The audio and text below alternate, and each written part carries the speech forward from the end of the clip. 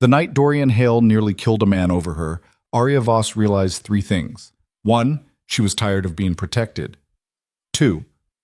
The man who'd sworn to keep her safe wanted her in ways that had nothing to do with duty. And 3. Walking into that gala wearing red silk had been either the smartest or stupidest thing she'd ever done. But we're getting ahead of ourselves. If you want to see how a girl in a golden cage became the woman who brought 2 crime empires to their knees, stick around until the end. And hey, drop a comment with your city. I want to see how far this story travels. The morning Arya turned 23, she woke up in a bedroom that cost more than most people earned in a lifetime and felt absolutely nothing. Silk sheets, Egyptian cotton pillows. A view of the gardens that stretched toward the east gate. Perfectly manicured, perfectly controlled, perfectly suffocating. She'd lived in this house for 17 years, and some mornings she still couldn't remember what freedom smelled like. She sat up, pushing dark hair from her face, and caught her reflection in the mirror across the room. Same girl. Same expensive nightgown. Same invisible bars. The Voss estate didn't look like a prison. That was the whole point. It looked like old money and older power. 3 stories of stone and iron, surrounded by walls that were decorative only if you didn't notice the cameras, the guards, or the fact that the decorative spikes on top could gut a man trying to climb over. Inside, every room whispered wealth. Marble floors, chandeliers that cost more than cars, art that belonged in museums. And in the center of it all, her, Arya Voss. Saved, protected, owned. She didn't remember much about the night they found her. She'd been 6, maybe younger, tiny, half-starved, hiding in an alley while her world burned down around her. They said her real parents had owed money to dangerous people. They said those people had come collecting. They said she was lucky Marcus Voss had been passing through that district, had heard the screaming, had sent his men to intervene. Lucky. She tested the word sometimes, rolling it around in her mouth like a stone. Marcus Voss had taken her home that night, and the girl with no name became Arya. He gave her safety, education, and a life most people would kill for. He also gave her rules. So many rules they formed their own kind of cage. Don't leave without permission. Don't talk to outsiders. Don't ask questions about the family business. Don't ever forget what you owe. And the unspoken one, the one that hung in the air like smoke. Don't become a liability. She understood. Really, she did. Marcus Voss ran an empire built on fear and loyalty. He couldn't afford weaknesses. And a girl plucked from the streets, no matter how grateful, was a potential problem. So he'd assigned someone to make sure she never became one. Dorian Hale. Arya closed her eyes, and there he was, tall, stone-faced, watching her from the doorway of every room she'd ever entered since she was 11 years old. Her shadow. Her guard. The man who made sure she colored inside the lines. He'd been 19 when Marcus assigned him to her. Fresh out of whatever brutal training ground turned boys into enforcers, all sharp edges and cold discipline. She remembered being terrified of him at first, this silent figure who followed her everywhere, who never smiled, who looked at her like she was a problem he'd been hired to solve. Somewhere along the way, terror had shifted into something else. She heard footsteps in the hallway outside her room, measured, deliberate. She didn't need to look to know who it was. "You're awake." Dorian's voice came through the door, low and even, not a question. "Hard to sleep in when someone's pacing outside my room." She kept her tone light, teasing, the way she always did when she wanted to needle him. Silence. Then, "Breakfast is ready. You're expected downstairs in 20 minutes. "What if I'm not hungry?" "Then you'll sit at the table and pretend." A pause. "It's your birthday. Marcus wants to see you." She wanted to argue, but there wasn't any point. Dorian didn't make the rules. He just enforced them with the kind of ruthless efficiency that made grown men nervous. "Fine. 20 minutes. His footsteps retreated down the hall, and she exhaled slowly. 17 years. 17 years of Dorian Hale standing between her and the world, and she still couldn't read him. Couldn't tell if he saw her as a duty, a burden, or something he'd simply stopped noticing. Most days, she suspected he'd perfected the art of looking through her, seeing the problem, not the person. But lately, she'd caught moments. Small cracks in the mask, the way his jaw tightened when other men looked at her too long. The way he positioned himself in doorways, always between her and everyone else. The way his hand had lingered on her shoulder last month when she'd stumbled on the stairs, his grip just a fraction too tight, his breath just a fraction too sharp. She told herself she was imagining it. She told herself it didn't matter. She was lying on both counts. 23 minutes later, because small rebellions were all she had, Arya walked into the dining room. Marcus Voss sat at the head of the table, reading something on his tablet. He was in his 60s now, gray at the temples, but still commanding in the way powerful men were, like gravity bent around them.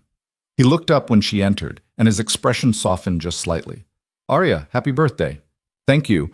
She slid into her usual seat, 2 chairs down from him. Never too close, never too far. 23. He set the tablet aside. "Hard to believe. Feels like yesterday you were this terrified little thing hiding behind the furniture." She smiled, the practiced kind that showed gratitude without emotion. "You gave me a home. I'll never forget that." "Good." He poured her coffee from the carafe on the table. Dark roast, no sugar, the way he'd taught her to drink it. "Because I have something for you." She waited. Gifts from Marcus always came with strings. "There's a gala next month," he continued.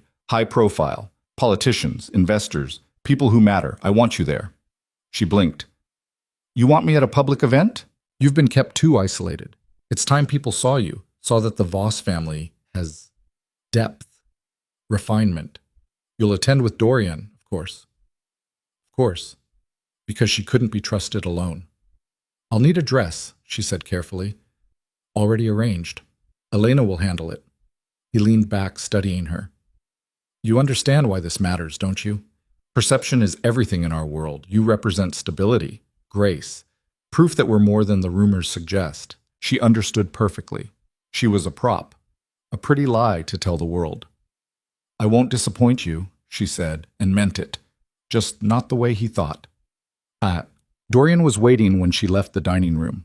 He stood near the base of the staircase, arms crossed, wearing the kind of dark suit that made him look like he'd stepped out of a funeral, or was prepared to arrange one. "So," she said, stopping in front of him. "A gala. That's new?" "Marcus thinks it's time. And you? What do you think?" His expression didn't change. "I think I go where you go." "Oh, right. My shadow." She tilted her head, studying him, the strong jaw, the dark eyes that gave nothing away, the faint scar along his left temple from some fight she'd never heard about. "Do you ever get tired of babysitting me?" Something flickered across his face, too quick to name. "It's not babysitting." "What is it then?" "My job." The words landed like a slap, even though she should have expected them. That's all she was to him. A job. A responsibility. The girl he'd been ordered to protect because Marcus Voss said so. She forced a smile. "Well, lucky me." She started up the stairs, but his voice stopped her. "Arya." She turned, one hand on the banister. He looked like he wanted to say something real for once. His jaw worked and his hands uncrossed, then crossed again. Finally, "Stay close at the gala. Don't wander off." That was it. That was the big moment. Stay close. "Sure, Dorian. Whatever you say." She climbed the rest of the stairs before he could see the frustration on her face. The weeks leading up to the gala passed in a blur of fittings and etiquette coaching. Elena, Marcus's glacial assistant, oversaw everything with the warmth of a tax audit. "Stand straighter. Smile, but not too much. Don't drink more than 1 glass. Don't speak unless spoken to. Don't embarrass the family." Arya nodded through it all, playing the obedient daughter while silently cataloging every restriction, every rule, every invisible chain. The dress they chose was beautiful. She'd give them that. Midnight blue silk that clung in all the right places and flowed in others, elegant without being flashy. The kind of dress that whispered money instead of shouting it. She stood in front of the mirror the night before the gala, wearing it for the final fitting, and barely recognized herself. "You look stunning," Elena said, adjusting the hem. "Marcus will be pleased." Arya didn't respond. She was too busy staring at the stranger in the mirror, polished, refined, perfect. Everything they wanted her to be, everything she wasn't. "Can I ask you something?" Arya said suddenly. Elena glanced up. "What?" "Did you ever want something you weren't allowed to have?" Elena's expression went carefully blank. That's not a productive line of thinking. That's not an answer. No, Elena said, standing. It's a survival strategy. I suggest you adopt it. She left without another word. Arya stood alone in the mirror's gaze and thought about survival, about cages made of silk and gold, about the difference between being protected and being owned, and about the man who stood at the intersection of both. The night of the gala, Dorian knocked on her door at exactly 7 o'clock. She opened it, fully dressed, and watched his reaction carefully. He went completely still.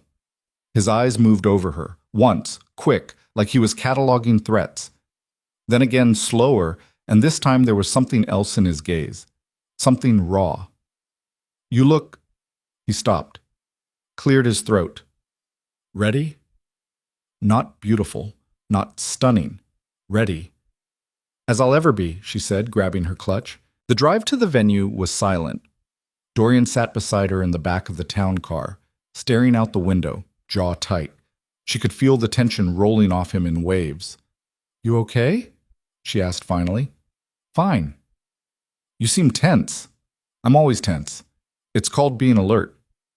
Right, because someone might attack me at a charity gala. He turned to look at her then, really look at her, and there was something in his eyes she couldn't name. You'd be surprised what can happen when you let your guard down. The words felt heavier than they should have.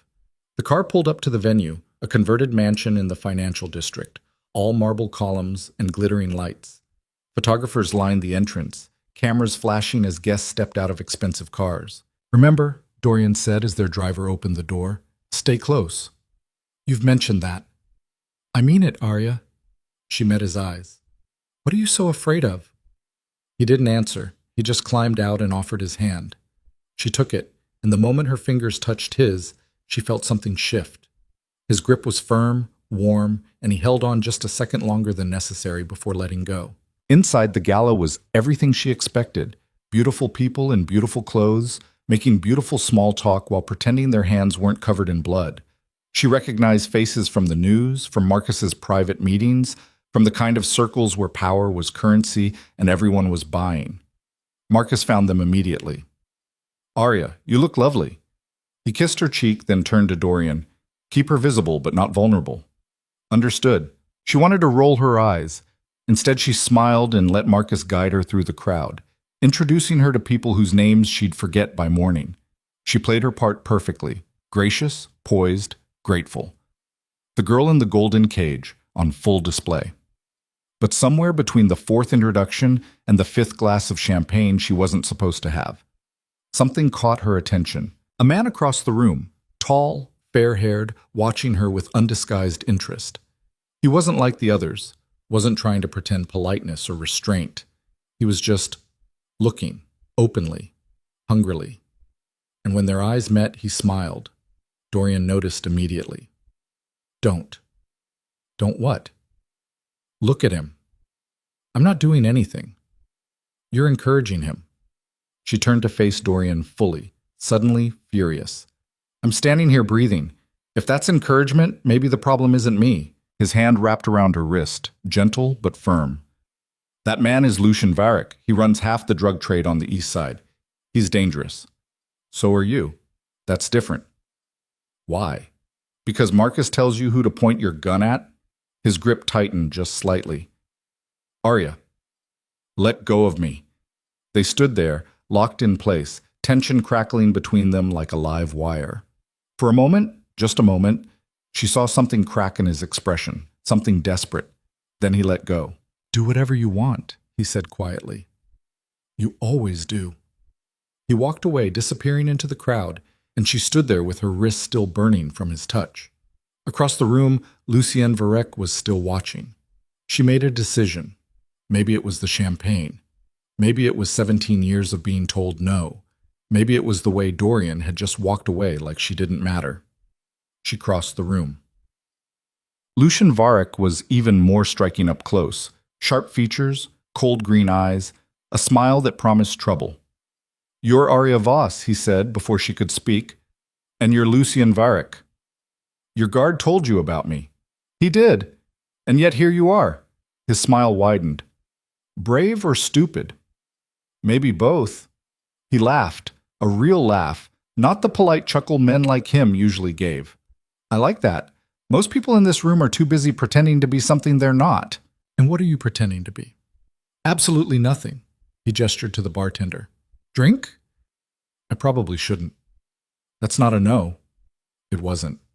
She let him order her something stronger than champagne, and they talked, really talked. He asked her questions, not the surface-level garbage everyone else threw at her, but real questions. What did she want? What made her angry? What would she do if she could do anything? And for the first time in years, she answered honestly. I'd leave, she said, the alcohol loosening her tongue. I'd just go. Somewhere no one knew me, somewhere I could figure out who I am without someone telling me. Why don't you? Because I owe them. Marcus saved my life. So you'll spend the rest of yours repaying a debt you didn't ask for. He leaned closer. That's not gratitude. That's a prison sentence. She wanted to argue. Couldn't. Your guard is watching us, Lucian said casually. He looks like he wants to put a bullet in my skull. She glanced over. Dorian stood near the edge of the room, and even from this distance she could see the fury in his posture. Good. Let him watch, she said. Lucian's smile turned sharp. Careful, men like him don't share. He doesn't own me. Are you sure about that? The question hung between them, heavy and dangerous. Before she could answer, Dorian was there, suddenly, violently, his hand on her arm. We're leaving. I'm not done. Yes, you are. He looked at Lucien. Walk away. Lucien raised his hands in mock surrender. Easy, friend. Just having a conversation. You don't want to be her friend, Dorian said softly. Trust me. Something passed between them, some silent, masculine challenge, and then Lucien stepped back. Pleasure meeting you, Arya. He pulled a card from his pocket and pressed it into her hand before Dorian could stop him. If you ever want to finish that conversation. Then he was gone. Dorian stared at the card in her hand like it was a live grenade. Give it to me. No. Arya, you don't get to control who I talk to. He's using you. Can't you see that? Maybe. Or maybe he's the first person in years who's treated me like an adult. Dorian's jaw worked. We're leaving. Now. He didn't wait for her agreement. He just turned and headed for the exit, assuming she'd follow. And she did. Because what choice did she have? But the card stayed in her hand. The ride home was silent except for the sound of Dorian's breathing. Harsh, controlled, like he was physically restraining himself from saying something he couldn't take back. She stared out the window, turning Lucian's card over in her fingers. Throw it away, Dorian said finally. Make me. Arya, you know what I realized tonight? She turned to face him. You're just as trapped as I am. Marcus says protect her and you do. Marcus says keep her isolated, and you do. You follow orders just like I'm supposed to. The only difference is you pretend it's a choice. His hands clenched into fists on his thighs. You don't know what you're talking about. Don't I? When's the last time you did something just because you wanted to? When's the last time you made a decision that wasn't about duty or loyalty or whatever code you've convinced yourself matters? Stop. You're afraid, she pressed. Afraid that if you stop following orders for 5 seconds, you might have to admit you're not actually made of stone. The car jerked to a stop. They were home. Dorian was out and opening her door before she could blink, his hand extended. She ignored it and climbed out herself. This conversation isn't over, he said. Yeah, it is. She walked toward the house, and he followed, always following, always watching, always there, but never close enough. At the base of the stairs, she stopped and turned. Do you even like me, Dorian? Or am I just another obligation? He stared at her, something wild flickering behind his eyes. Go to bed, Arya. That's not an answer. It's the only one you're getting. She laughed, bitter, sharp. Right, of course. She started up the stairs, then paused. You know what? I think I will call Lucian. At least he looks at me like I'm real. She heard Dorian move, fast, and suddenly he was there, blocking her path, his hand on the banister beside her, caging her in. They were close, too close. She could see the barely controlled fury in his face, the tension in his shoulders, the way his chest rose and fell with each breath. You're playing a dangerous game, he said, voice low. Maybe I'm tired of playing it safe. You think I don't see what you're doing? Using him to get to me? Maybe I'm not doing it for you at all. Maybe I just want to feel something other than suffocated. His free hand came up, hovering near her face, but not quite touching. You have no idea what you're asking for. Then tell me. For a moment, one breathless, impossible moment, she thought he might. She thought he might close the distance, might break every rule he'd built his life around, might finally let her see what was underneath all that control. But then he stepped back. Good night, Arya. He turned and walked away, and she was left standing on the stairs with her heart pounding and his card burning a hole in her palm. She looked down at it. A phone number, nothing else. She should throw it away. She didn't. Vichul Wosas. The next morning, Dorian was gone. Not gone, gone. She could hear him downstairs talking in low tones with Marcus. But he didn't come to her door, didn't check on her, didn't do any of the small habitual things that marked the rhythm of her days. He was avoiding her. Good. Let him stew. She got dressed slowly, deliberately, and went downstairs. Found him in Marcus's study, standing at parade rest while Marcus talked on the phone. When she entered, Dorian's eyes flicked to her, then away, dismissive. Something hot and angry twisted in her chest. Arya, Marcus said, hanging up. Sleep well? Fine. Good. I wanted to tell you, last night was a success. Several people commented on how poised you were. You represented the family beautifully. She forced a smile. Happy to help. There will be more events like that. I think it's good for you to be seen. He glanced at Dorian. Make sure she's prepared. Yes, sir. Still, Dorian didn't look at her. Marcus left and they were alone. The silence stretched, thick and uncomfortable. So, she said finally, this is how it's going to be? I don't know what you mean. You're avoiding me. I'm doing my job. Your job involves pretending I don't exist? He turned then, and the look on his face was carved from ice. My job involves keeping you safe, even from yourself. What's that supposed to mean? It means that man, Varric, is not your friend. He's a predator who saw an opportunity and took it. If you call him, if you see him again, you're putting yourself in danger. Or maybe, she said, stepping closer, I'm just tired of having you make every decision for me. That's not what I do, isn't it? You decide where I go, who I talk to, what's safe. You've spent 12 years controlling my life and calling it protection. His jaw tightened. I've spent 12 years keeping you alive. Why? The question clearly caught him off guard. What? Why do you do it? Is it really just orders? Just loyalty to Marcus? Or is there something else? He stared at her, and for a second, just a second, she saw the mask crack. Saw something raw and desperate underneath. Then it was gone. You should stay away from me, he said quietly. Why? Because I can't... He stopped, exhaled. Just stay away. He left before she could respond. And Arya stood in the empty study, staring at the space where he'd been, and made another decision. If Dorian Hale wanted to pretend she didn't matter, fine. She'd show him exactly what it felt like to lose control. She pulled out Lucian's card and dialed. Lucian answered on the second ring. I was hoping you'd call. I want to see you again, she said before she could second-guess herself. When? Tomorrow. There's a cafe downtown, neutral territory. Afraid your guard will find out? Let him, Lucian laughed. You're more interesting than I thought, Arya Voss. Tomorrow, then. 2 o'clock? I'll be there. She hung up and felt something dangerous bloom in her chest.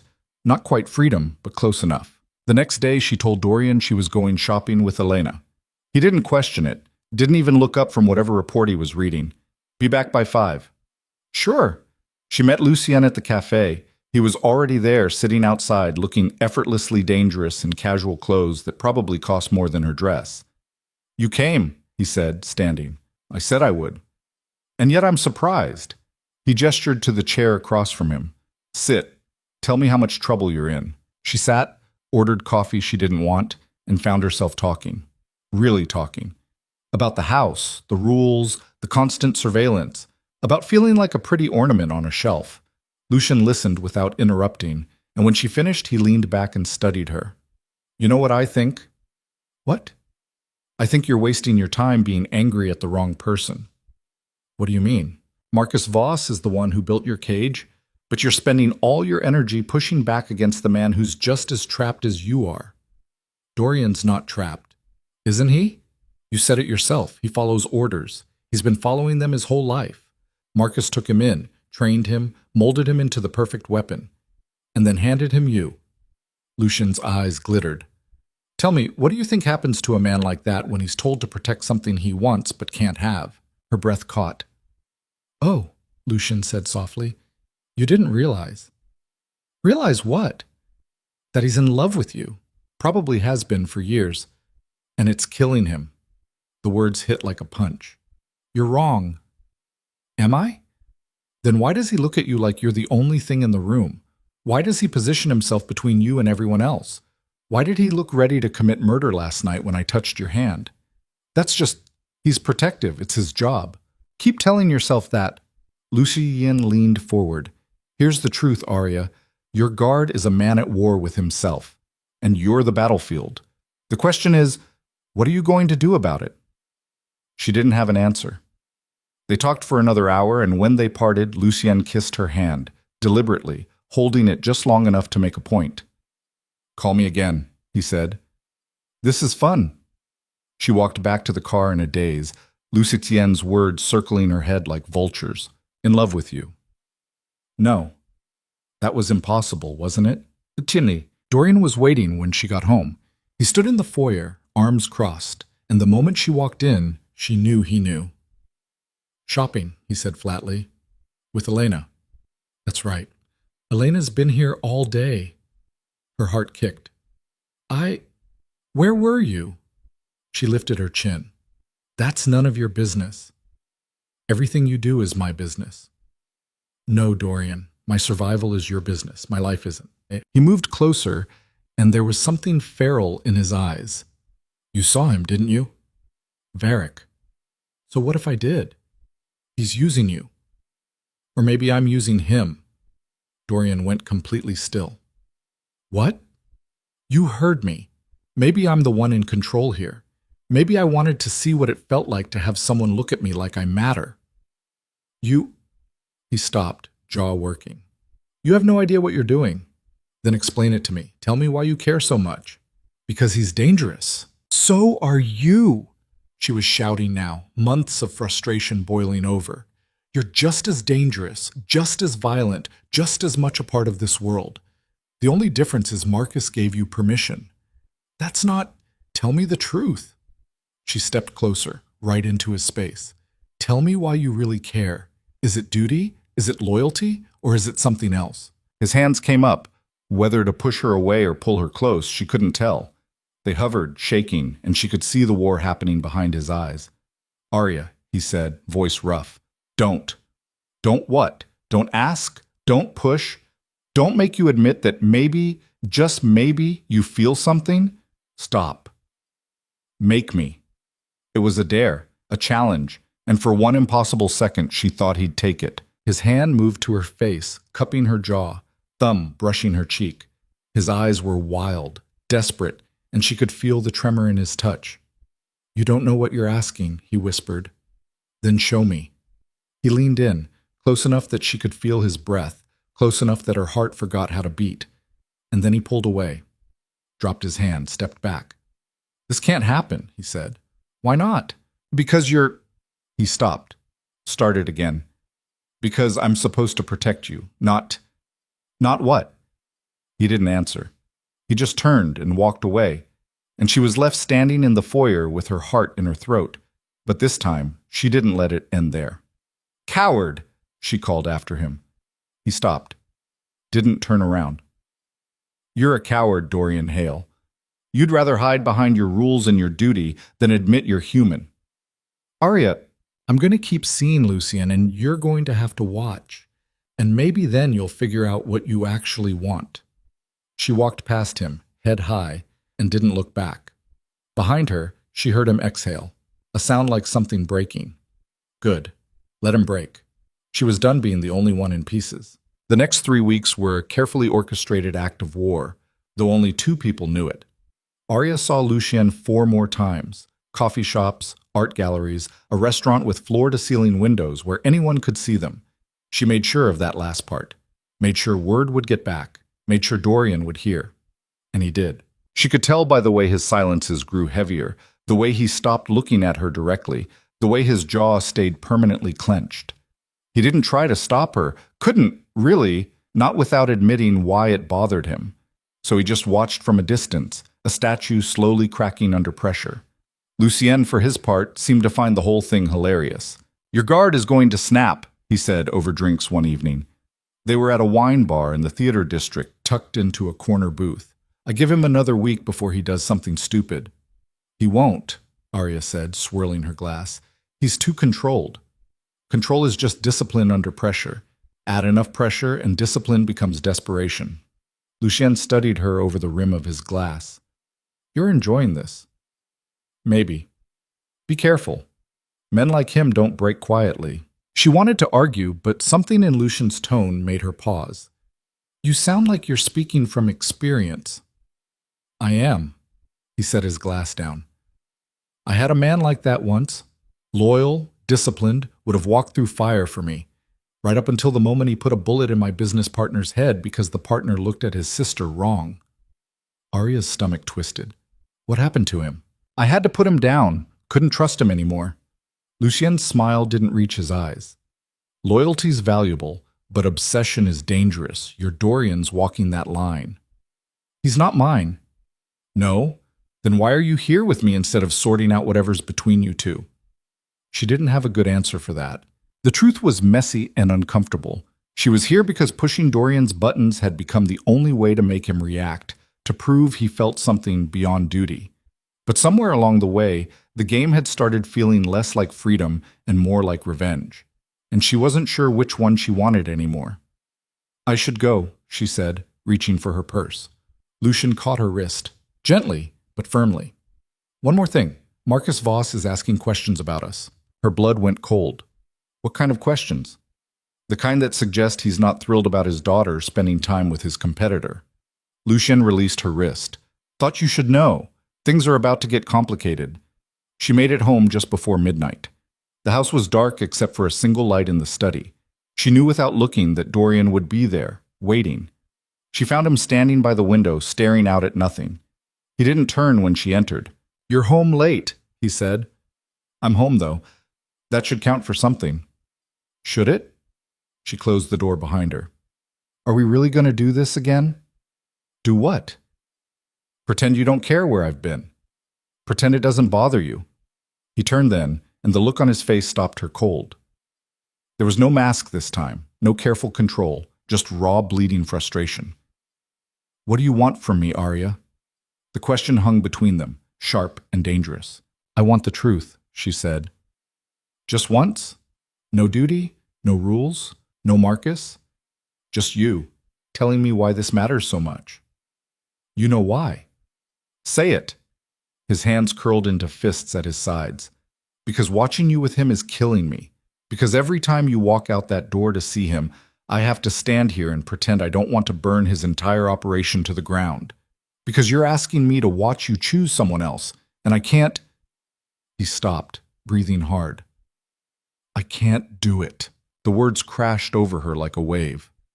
"Then don't," she whispered. "Don't watch. Don't pretend. Just tell me what you want." "It doesn't matter what I want?" "It's the only thing that matters." He shook his head. "You don't understand. Marcus trusts me because I follow orders, because I don't cross lines. You're the line, Arya, the one I can't cross." "Why not?" "Because if I do, I lose everything.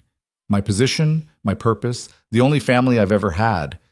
And you—" His voice cracked. "You'd lose more. Marcus would see it as betrayal. He'd what? Kick me out?" She laughed bitterly. "Maybe that's what I want." "You don't mean that." "Don't I?" She moved closer. "Maybe I'm tired of being his perfect rescued daughter. Maybe I'm tired of playing by rules I never agreed to. Maybe I want to choose something for myself, just once." "And you're choosing Varric?" The words came out harsh, accusatory. "I'm choosing to feel something, Anything, even if it's just the satisfaction of watching you finally admit you're human. Something in him snapped. He closed the distance between them in 2 strides, his hands coming up to frame her face, and for one wild moment she thought he was finally going to kiss her. But he stopped, forehead pressed against hers, breathing ragged. "I can't," he whispered. "I want to, but I can't." She felt something inside her chest crack open. "Then I guess we're done here." She pulled away and left him standing in the study. And this time when she climbed the stairs to her room, she didn't look back. But she heard him once she was out of sight, heard the sound of something shattering, heard him curse, low and broken, heard what it sounded like when a man finally reached his limit. She closed her door and leaned against it, eyes burning. This was supposed to feel like winning. It didn't. The next morning, Marcus called her into his office. He sat behind his massive desk, fingers steepled, expression unreadable. Dorian stood against the wall, face carved from stone. "Sit," Marcus said. She sat.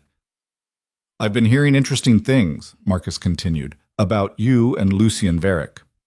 Her stomach dropped, but she kept her face neutral. "We've met a few times. More than a few, from what I understand. Coffee, dinner, very public appearances." His eyes were cold. "Care to explain?"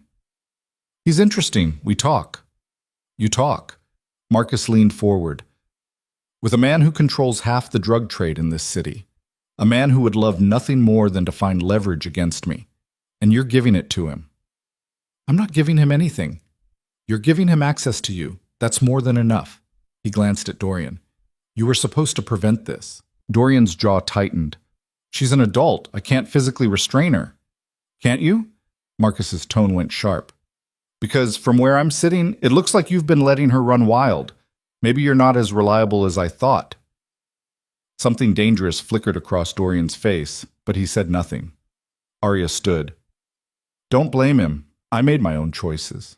"Then make better ones," Marcus snapped. "You want freedom? Fine. Prove you can handle it.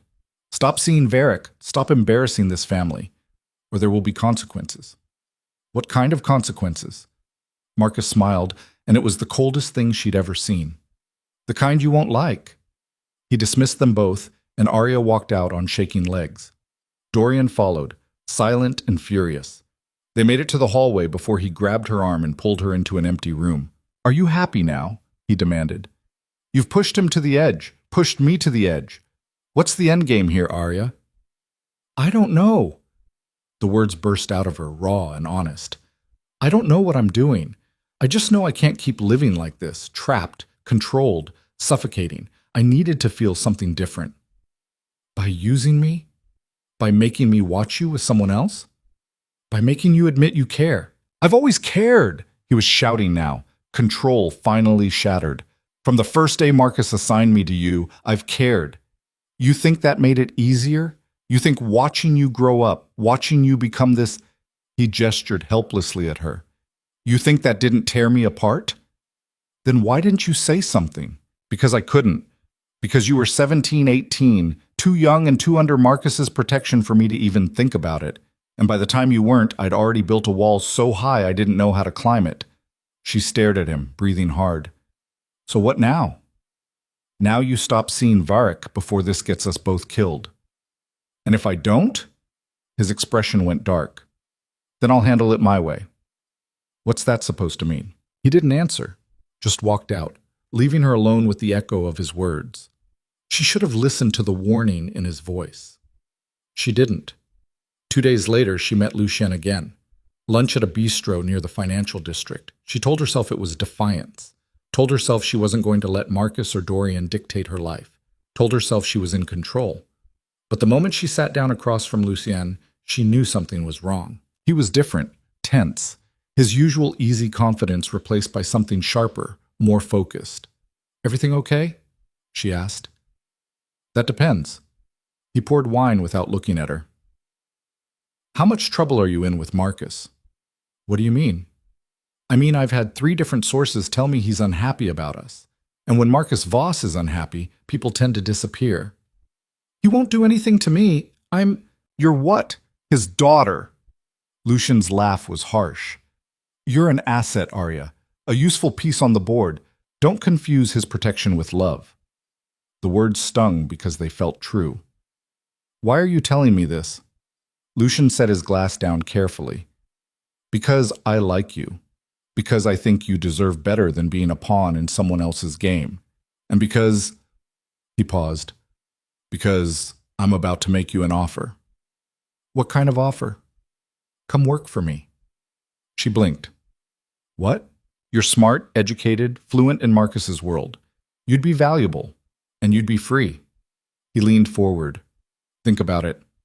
No more rules, no more guards, no more golden cage. You're serious. Completely. Her mind raced. It was insane. Impossible. A betrayal of everything Marcus had given her, and for one dangerous moment, she considered it. I need time to think, she said finally. You don't have much. Marcus is tightening his leash. Soon, you won't have any choices left. She left the restaurant in a daze, Lucian's words circling her head. By the time she got home, the sun was setting, painting the estate in shades of blood and gold. Dorian was waiting in the foyer. One look at his face told her everything. You knew, she said. You knew I was meeting him. I've known every time. Are you following me? I'm protecting you. There's a difference. No, Dorian, you're spying. Call it what you want. I know what Varric just offered you. Her blood went cold. How, because I had someone listening. Because I'm not stupid enough to let you walk into a viper's nest blind. He moved closer, and there was something feral in his eyes. He's using you. This whole thing. The coffee, the dinners, the charm. It's been a play. He wants to hurt Marcus, and you're the easiest target. You don't know that. I know exactly that. I've seen his file, Arya. I know what he does to people who get in his way, and I'm not letting you become one of them. You don't get to make that choice? Watch me. She shoved him, hard, both hands against his chest.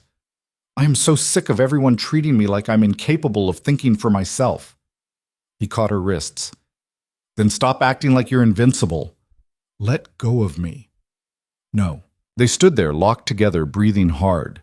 His grip on her wrists was firm but not painful, and she could feel his pulse hammering against her skin.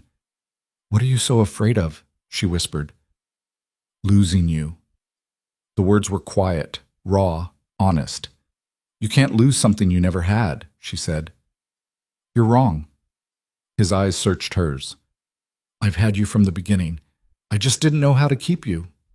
Something shifted in the air between them, something inevitable and terrifying. Dorian! The door slammed open. Marcus stood in the entrance, flanked by two of his men, and the look on his face promised violence. Step away from her, he said quietly. Dorian released her immediately, moving back. Marcus's eyes moved between them, calculating. Inside. Both of you. Now. They followed him to the study. The men stayed outside, but Arya could feel their presence like a threat. Marcus closed the door and turned to face them. I'm going to ask you both a question, he said. And I want the truth. Is there something between you? Silence. Arya's heart hammered against her ribs. No, Dorian said flatly. Nothing. Marcus looked at her. Arya? She met his eyes and lied. Nothing. Marcus studied them for a long moment, and she couldn't tell if he believed them. Good, he said finally. Because if there were, I'd have to make some difficult decisions. Dorian knows what happens to people who betray my trust. The threat hung in the air, unmistakable. However, Marcus continued, the situation with Varric has become problematic. Arya, you're done seeing him. Effective immediately. You can't. I can. And I am. Dorian, you'll make sure she complies. Use whatever methods necessary. Dorian's face was stone. Understood. Good. Dismissed. They left in silence. Walked down the hallway side by side, not touching, barely breathing. At the base of the stairs, Dorian stopped her. Go to your room. Lock the door. Don't come out until I tell you it's safe. What are you going to do? His expression was unreadable. Whatever I have to. He walked away before she could respond, and something about the set of his shoulders made her blood run cold. She went to her room, locked the door, and waited. 3 hours later, her phone buzzed with a text from an unknown number. Stay away from Lucian Varric. If you value his life, don't contact him again. No signature. Didn't need one. She tried calling Lucien. His phone went straight to voicemail. Tried again. Same result. A cold knot of fear formed in her stomach. She spent the night pacing, imagining worst-case scenarios. Dorian wouldn't actually hurt him, wouldn't go that far. Would he? Morning came with no answers. She found Dorian in the kitchen, drinking coffee like nothing had happened. Where is he? She demanded. Who? Don't play games with me. Where's Lucien? Dorian took a slow sip. Alive. Relatively intact. And very clear on the fact that you're off limits. What did you do? Had a conversation, that's all. What kind of conversation leaves someone's phone disconnected? The persuasive kind. He set his cup down and finally looked at her.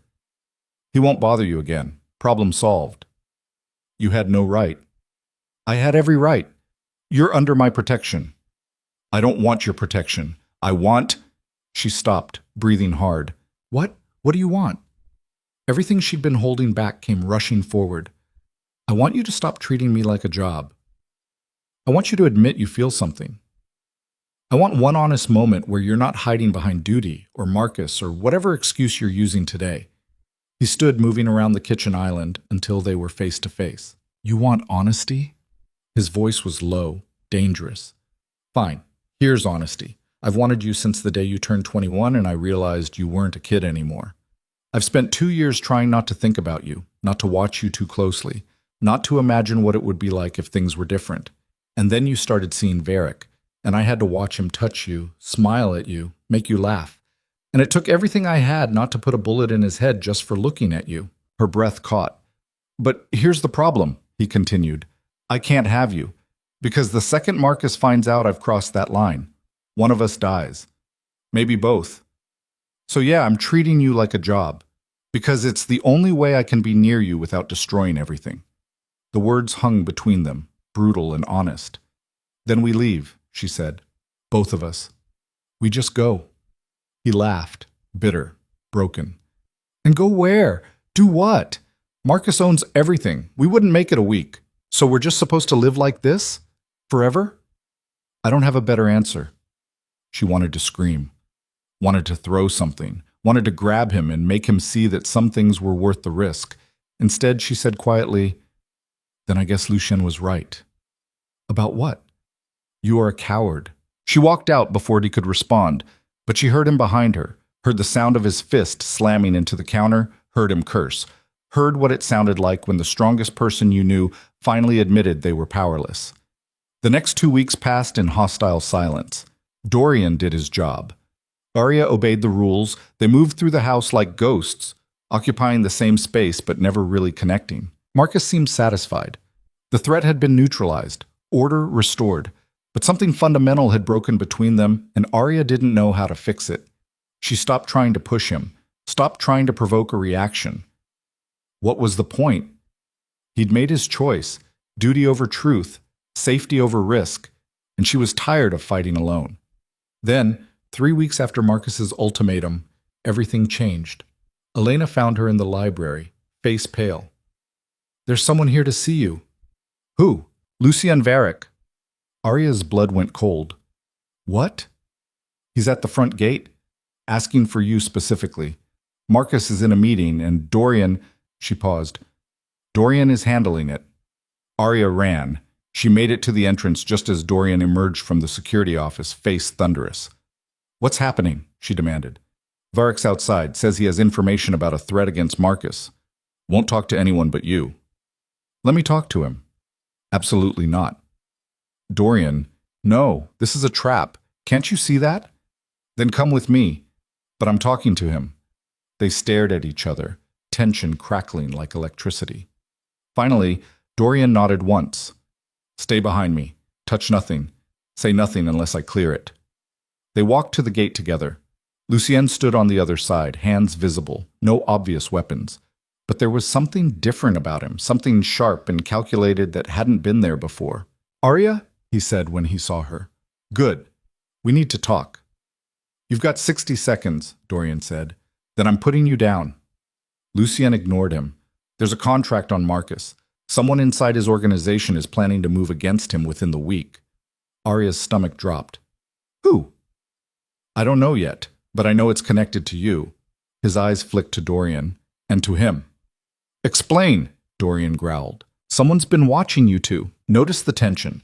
Figured out that Arya's the pressure point. They've been using me to drive a wedge, hoping you'd do something stupid and give them leverage. Why would you tell us this? Arya asked. Because I'm not interested in being someone else's puppet. And because, he looked at her, because I actually do like you, and I don't want you caught in the crossfire. Dorian's hand moved to his weapon. Names, now. I don't have names, just information, and I'll trade it for immunity. I walk away clean, and you get everything I know. Not happening, Dorian said. Then Marcus dies, and you two go down with him. Your choice. They stood in tense silence, the weight of the decision pressing down. Finally, Arya said, I'll talk to Marcus. We'll consider it. You've got 48 hours. After that, I disappear, and you're on your own. He left, and they watched him go. Dorian turned to her. We're not trusting him. We don't have a choice. There's always a choice. Not for me. She met his eyes. Not anymore. She walked back toward the house, and this time Dorian didn't follow. She found Marcus in his study and told him everything. He listened without interrupting, face unreadable. When she finished, he said simply, Interesting. That's it? That's all you're going to say? What would you like me to say, Arya? That I'm surprised someone wants me dead? That I didn't expect betrayal from within my own ranks? He leaned back. This is the world we live in. Trust is a luxury. Survival is strategy. So what do? We verify Varick's information, and if it's legitimate, we eliminate the threat. He studied her. But, Ukidot, there's something else you should know. What? I've known about you and Dorian for months. The world tilted. You, what? I'm not blind, Arya. I've watched you two dance around each other for years. The question was whether you'd act on it. His eyes were cold. You haven't, which tells me Dorian's loyalty is still intact. For now. She couldn't breathe. Are you threatening him? I'm clarifying reality. Dorian is valuable because he's disciplined. The moment he stops being disciplined, he stops being valuable. Keep that in mind. He dismissed her, and she left on shaking legs. Marcus knew, he'd always known, and he was waiting for them to slip, to give him a reason to remove the problem. She found Dorian in the training room, hitting a heavy bag with methodical precision. Marcus knows, she said. He stopped mid-punch. What? About us. About everything. He's been watching. Dorian's jaw tightened. How much does he know? Enough to kill you if we give him a reason. He turned away, breathing hard. Then we don't give him one. That's it? That's your solution? What else is there? She felt something inside her break. I can't do this anymore, Dorian. I can't keep pretending I don't care. I can't keep watching you sacrifice everything for a man who sees you as disposable. I'm not disposable. You are to him. We both are. The second we stop being useful, we're gone. He faced her, and there was devastation in his eyes. Then what do you want me to do? Choose me. Just once. Choose me over him. The words hung in the air, impossible and necessary. Dorian stared at her, and she watched him war with himself, watched duty and desire tear him apart. Finally, he said, I can't. And that was it. The final line. The end of whatever fragile thing had been holding them together. Then we're done, she said quietly. She walked out, and this time she didn't wait for him to follow, because some wars couldn't be won, and some cages were built by the people inside them. That night, Arya lay awake staring at the ceiling, replaying Dorian's words in her head. I can't. 2 words that meant everything and nothing. She'd pushed him to the edge, and he'd chosen the drop over the jump. Fine. If that's how he wanted it, she'd stop asking. But the invitation to the gala arrived 3 days later, and everything Arya thought she'd accepted went up in flames. Marcus called them both into his study. The cream-colored envelope sat on his desk like a declaration of war. The annual charity event, Marcus said, tapping the invitation. Biggest social gathering of the year. Every family that matters will be there, including Varick. Arya's stomach tightened. I thought we weren't dealing with him. We're not, but appearances matter.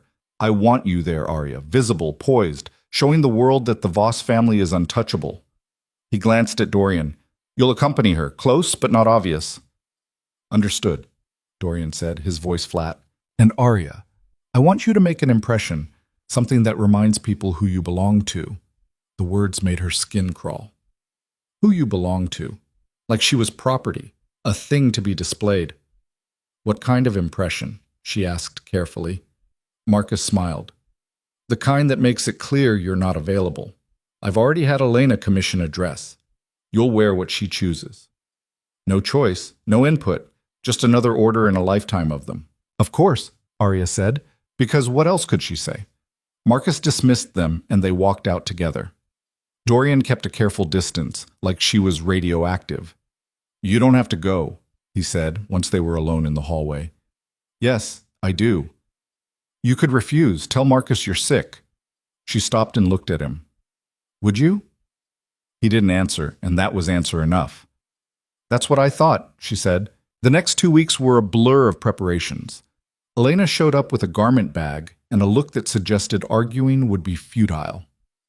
Try it on, she said, hanging the bag in Arya's closet. Arya unzipped it slowly.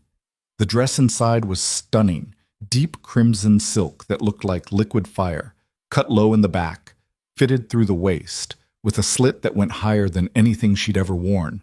It was bold, dangerous, exactly the kind of statement Marcus wanted her to make. It's beautiful, Arya admitted. It's strategic, Elena corrected. You'll turn heads, that's the point. Arya tried it on. The silk clung to her like a second skin, and when she looked in the mirror, she barely recognized herself. This wasn't the girl in the golden cage. This was someone else. Someone who could walk into a room and own it. Someone who could make Dorian Hale forget every rule he'd ever lived by. The thought came unbidden, and she shoved it away. That ship had sailed. He'd made his choice. But when she walked downstairs for Marcus's approval, wearing the dress, hair done, makeup perfect, she saw Dorian at the base of the stairs. He looked up and froze. His expression didn't change. He was too controlled for that, but his eyes did. They went dark, hungry, and for 3 seconds he just stared at her like she'd knocked the air from his lungs. Then the mask slammed back into place. You look appropriate, he said. Appropriate. Like she was a piece of furniture. Marcus appeared behind him. Perfect. You'll be the most striking woman there.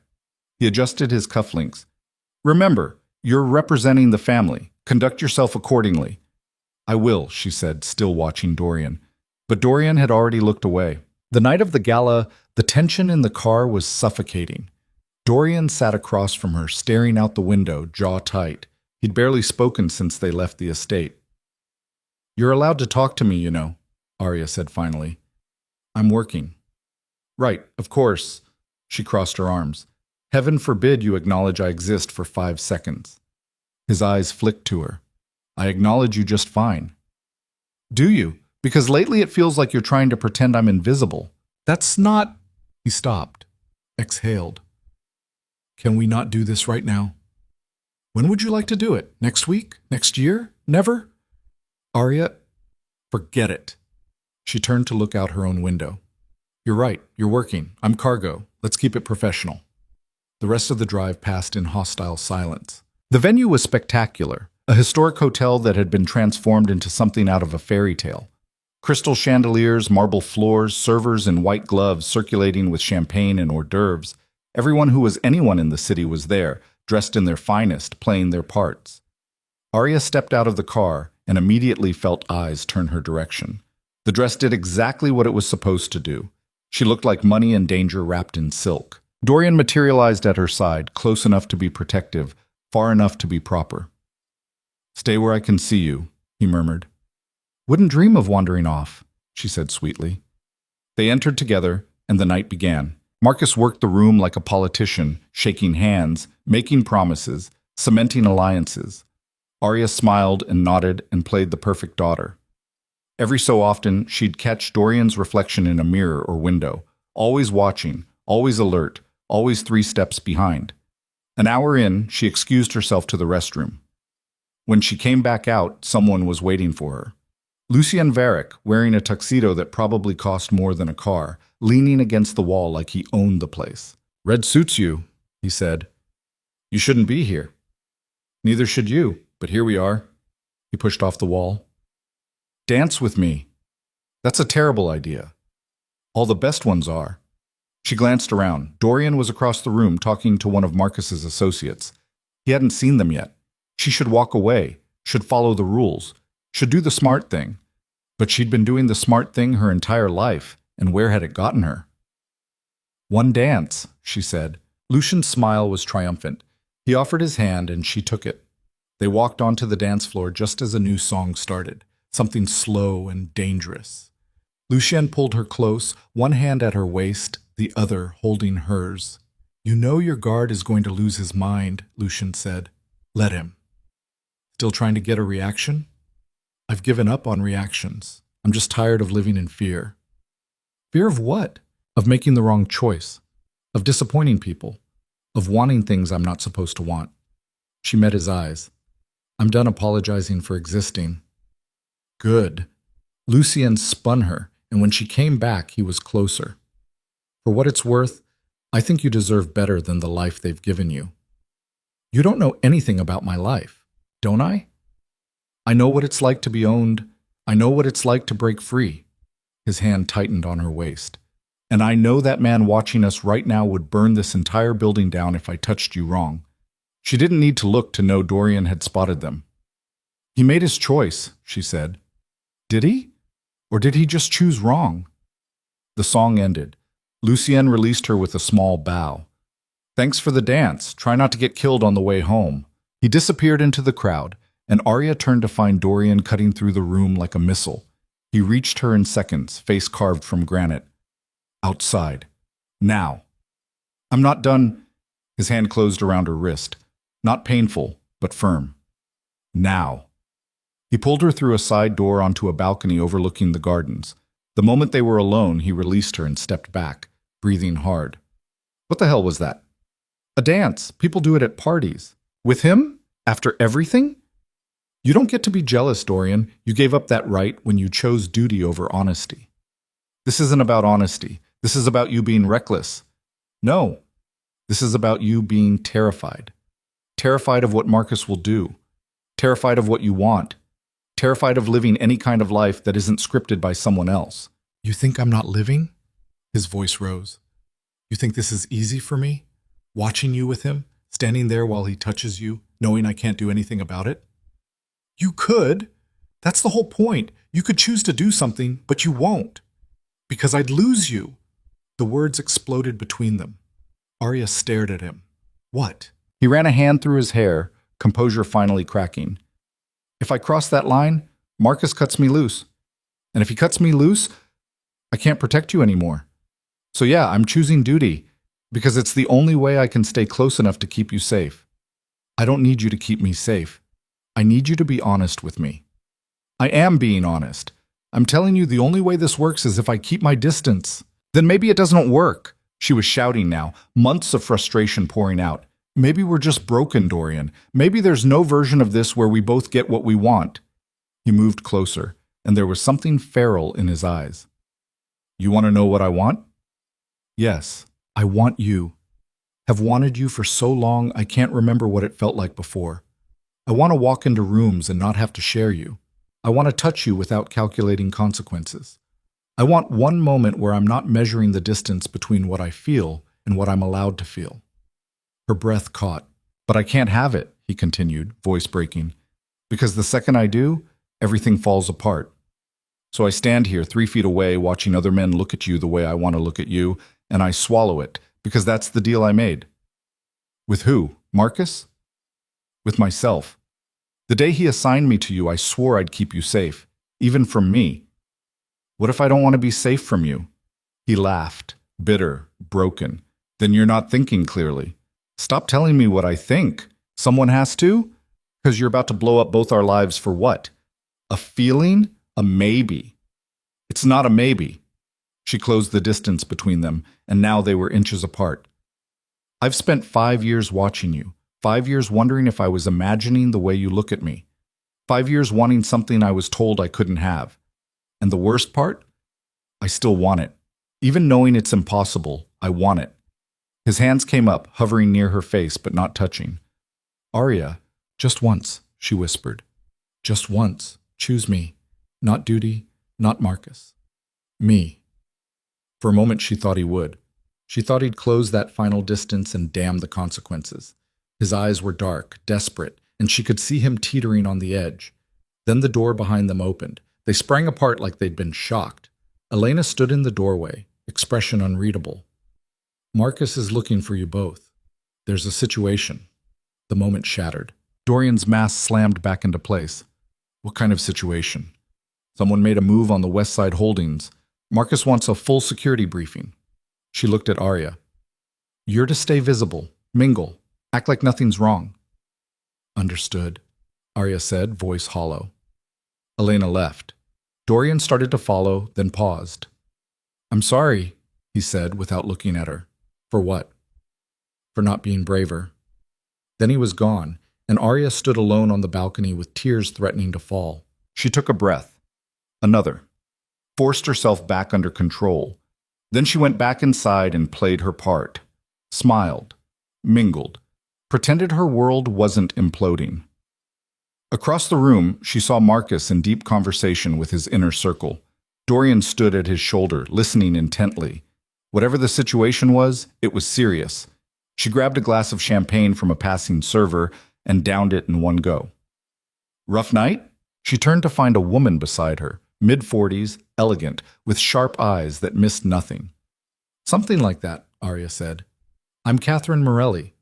The woman extended a hand. Friend of your father's. Arya shook it. Nice to meet you. I've been watching you all evening. You're good at this. The performance. I've had practice. Catherine smiled. I'm sure you have. But here's some advice from someone who's been in this world longer than you've been alive. Eventually, you have to decide if you're playing a role or living a lie. The difference matters. And which one are you doing? Both. The trick is knowing when to take the mask off. Catherine glanced across the room. Your guard is watching us. Should I be worried he's about to intervene? Arya followed her gaze. Dorian was indeed watching, jaw tight. He's just doing his job. Is that what you call it? Catherine's eyes gleamed. Interesting. Before Arya could respond, the lights flickered once, then went out completely. The room erupted in confusion, voices rising, people bumping into each other in the darkness. Emergency lights kicked on after a few seconds, casting everything in an eerie red glow. And then she heard gunfire. Not close, somewhere outside, maybe the front entrance, but unmistakable. Panic spread through the crowd like fire. People screamed, ran, shoved toward exits. Arya stood frozen, trying to process what was happening. Then Dorian was there, grabbing her arm. We're leaving, now. What's happening? Someone's attacking the event. Move. He pulled her toward a service exit, moving fast but controlled. Behind them, she could hear more gunfire, closer now. They burst through the exit into a kitchen. Staff members crouched behind counters, eyes wide with fear. Is there another way out? Dorian demanded. A young man pointed to a door at the back. Loading dock. They ran, through the kitchen, down a hallway, footsteps echoing off tile. Behind them, the sounds of chaos grew louder. The loading dock was empty, dim. A single car sat in the shadows. Black sedan, engine running. That's not ours, Arya said. I know. Dorian's weapon was out, scanning the area. Stay behind me. A figure emerged from beside the car. Lucian Varick, hands raised. Easy, he said. I'm here to help. The hell you are, Dorian growled, gun trained on him. You can shoot me or you can listen. Your choice. Lucian nodded toward the building. That attack? Wasn't random. It was aimed at Marcus and everyone he cares about. How do you know that? Because I was warned it was coming. That information I mentioned, the betrayal, it's happening now. Arya's blood ran cold. Who? Someone close. Someone Marcus trusts. They used tonight as cover. Public venue, lots of confusion, easy to make it look like external enemies. Lucian lowered his hand slowly. You need to get her out of here. Marcus has bigger problems than protecting one girl tonight. She's not one girl, Dorian said quietly. She's everything. The words hung in the air, raw and unguarded. Lucien's expression softened. Then get her somewhere safe. I'll buy you time. Why would you help us? Because I meant what I said. I'm not interested in being someone else's puppet. And because, he looked at Arya, because some things matter more than business. Dorian hesitated, clearly weighing options. Behind them, the door burst open. 3 men in tactical gear, weapons raised. Lucien moved faster than seemed possible. He drew a gun from his jacket and fired 3 times. Precise, controlled. All 3 men dropped. Go, he shouted. Dorian grabbed Arya and ran for the car. They dove into the back seat just as more men poured through the door. Lucien fired again, providing cover, then sprinted for the driver's seat. The car peeled out, tires screaming on concrete. Arya looked back through the rear window. The hotel was chaos. People flooding out exits, security trying to establish perimeter, emergency vehicles arriving with sirens wailing. And somewhere in that mess, Marcus was fighting for his empire. Where are we going? She asked. Somewhere they won't look, Lucien said, eyes on the road. Dorian still had his weapon drawn. If you're playing us, I'm not. But you're going to need to trust me for about 20 minutes. Can you do that? Dorian looked at Arya. She saw the calculation happening behind his eyes.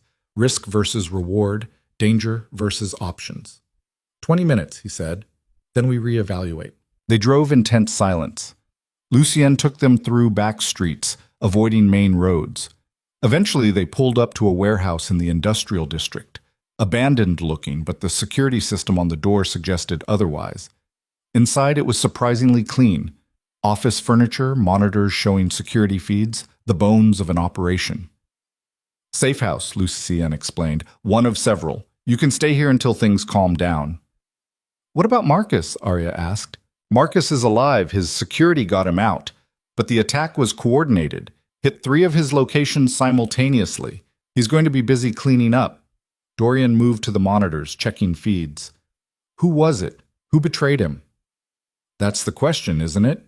Lucien poured himself a drink from a cabinet. My guess? Someone in his inner circle. Someone with access to schedules, security protocols, family movements. That's half his organization. Exactly.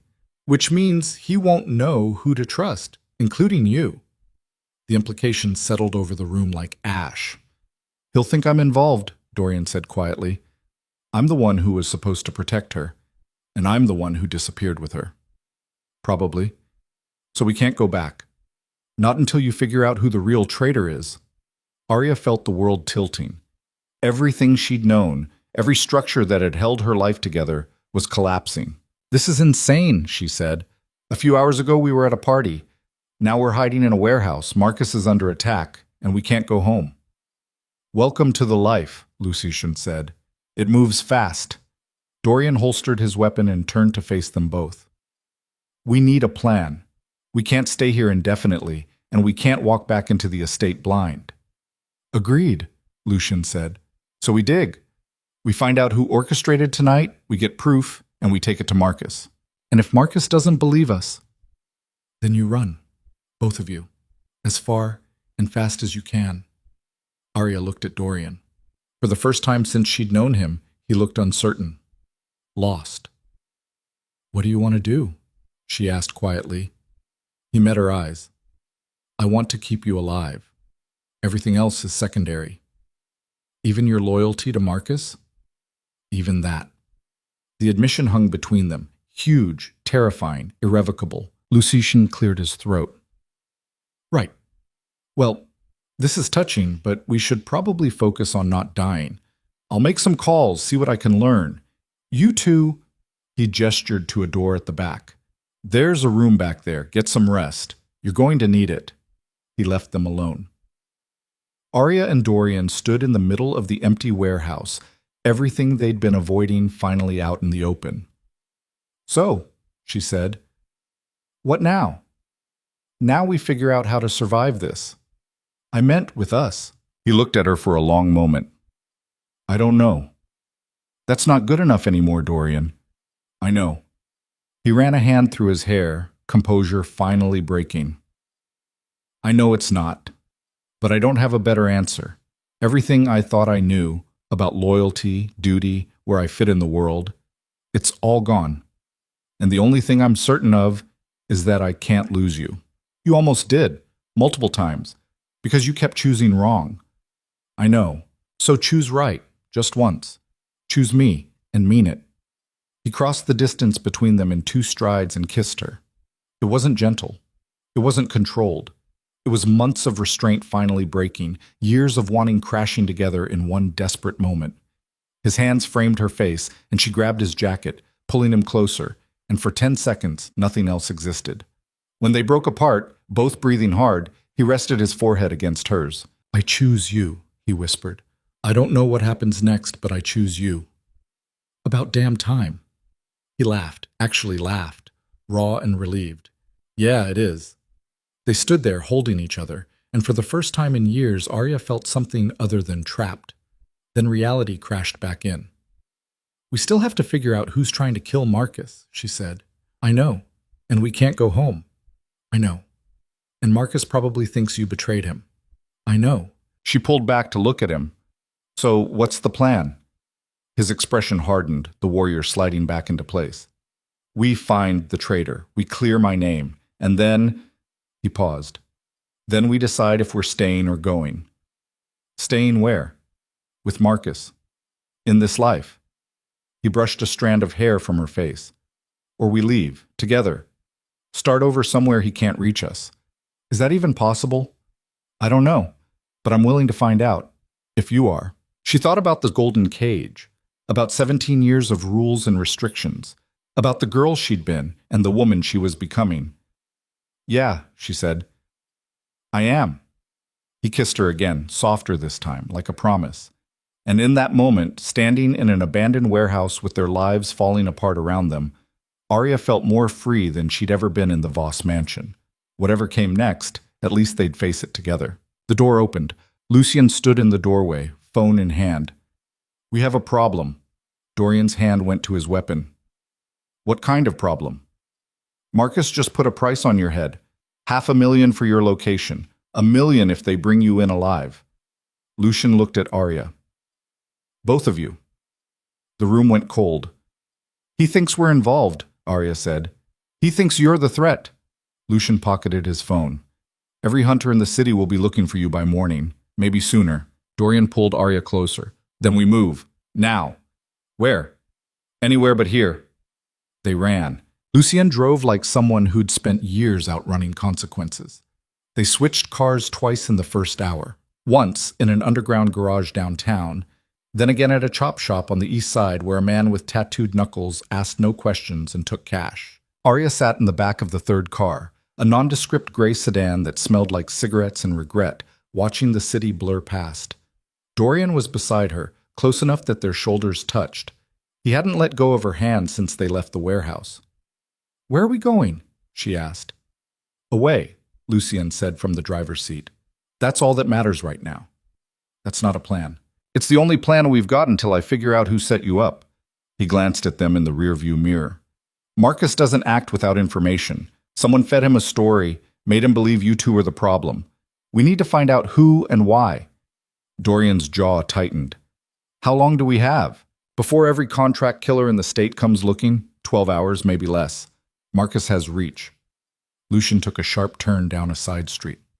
The good news is, I have resources he doesn't know about, places even his people can't find.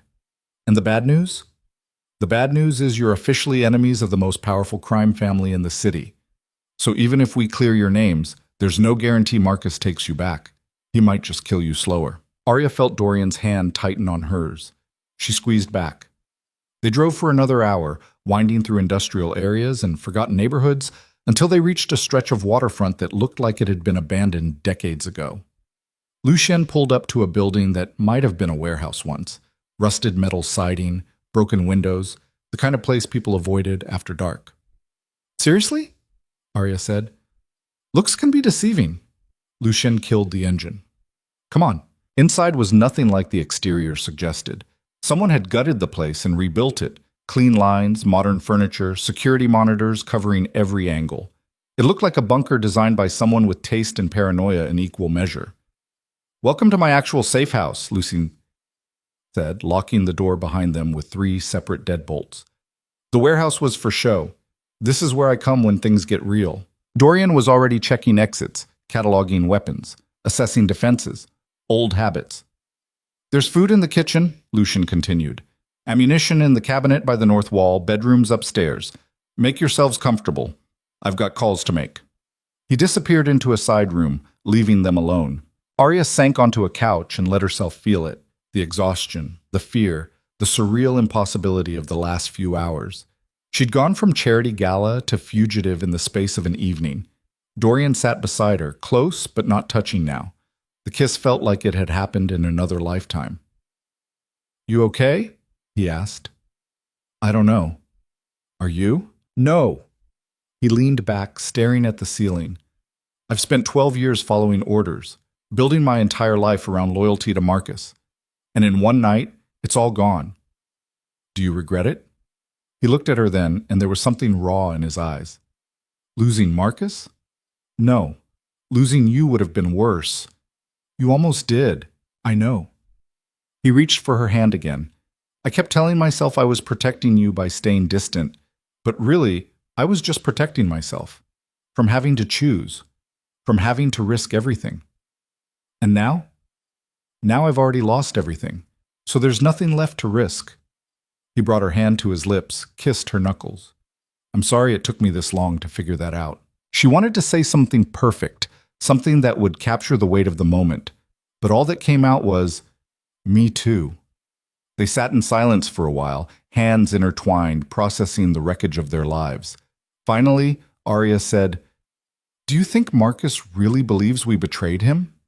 He believes what he was told, and whoever told him did a good job, attacking during a public event, timing it so we'd be separated from him, making it look like we fled. It's convincing. But we didn't flee. We were trying to survive. Marcus won't see the difference, not until we prove otherwise." Lucien emerged from the side room, phone still in hand. His expression was grim. "What?" Dorian said immediately. "I've got a name. Took some digging, called in favors I'll be paying off for years, but I've got it." He sat across from them. "Elena." Arya's stomach dropped. "No, that's impossible. It's not. She's been Marcus's assistant for 8 years. Has access to everything, schedules, security protocols, financial records. Perfect position to orchestrate something like this." "But why?" Arya couldn't wrap her mind around it. Elena had been cold, efficient, but loyal. Always loyal. Money, probably. Or leverage. Someone got to her, convinced her to flip, maybe threatened her family, maybe just offered enough cash to disappear forever. Lucien pulled up something on his phone, showed them a photo. "This is her meeting with a man named Viktor Koslov 3 weeks ago. Koslov runs operations for the Volkov family, biggest competitor to Marcus on the East Coast." Dorian studied the photo. "Volkov's been trying to move into Marcus's territory for years." "Exactly. What better way than to take him down from the inside? Elena feeds them information, helps coordinate the attack, and as a bonus, frames you two for it. Marcus loses his best enforcer, spends resources hunting his own people, and Volkov sweeps in during the chaos." It made horrible, perfect sense. "So we take this to Marcus," Arya said. "Show him proof." "It's not that simple," Dorian said. "He won't believe anything we bring him, not now. He'll think we manufactured evidence to save ourselves." "Then what do we do?" "We don't just bring him proof," Dorian said slowly. "We bring him Elena." Lucien raised an eyebrow. "You want to kidnap Marcus Voss's assistant." "I want to give him the traitor. Let him question her himself." "That's insane." "That's the only way he'll believe us." Dorian stood, pacing now. "Elena's smart. She'll have an exit strategy, probably already in motion. We need to find her before she disappears." "And how exactly do you propose we do that?" Arya asked. "She knows every safe house, every contact, every move Marcus would make to find her." "But she doesn't know mine," Lucian said. "And I've got eyes she doesn't know about. Give me an hour, I'll find her." He left again, and Arya stood, moving to where Dorian was pacing. "This is crazy," she said. "I know. We could just run. Leave the city. Let Marcus and Elena and all of them tear each other apart." "We could." He stopped pacing. "Is that what you want?" She thought about it. Really thought about it. Running meant freedom. No more cage, no more rules, no more Marcus Voss controlling her life.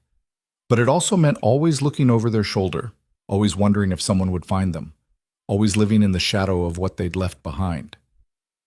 I want to choose, she said finally. Not have the choice made for us by fear or circumstance. I want to decide if we stay or go because that's what we want, not because we have no other option. Then we clear our names first. We give ourselves that choice. And if Marcus still wants us dead after, then we run, and we don't look back. She nodded. Okay, we do it your way. He pulled her close, wrapping his arms around her. She rested her head against his chest, listening to his heartbeat, and let herself have this one moment of peace before everything went to hell again. Lucienne came back 45 minutes later with a tablet and a grim smile. Found her. She's holed up in a hotel downtown, the Morrison, 20th floor, booked under a false name, but she made a mistake. Used a credit card tied to one of Marcus's shell companies. Sloppy, Dorian said.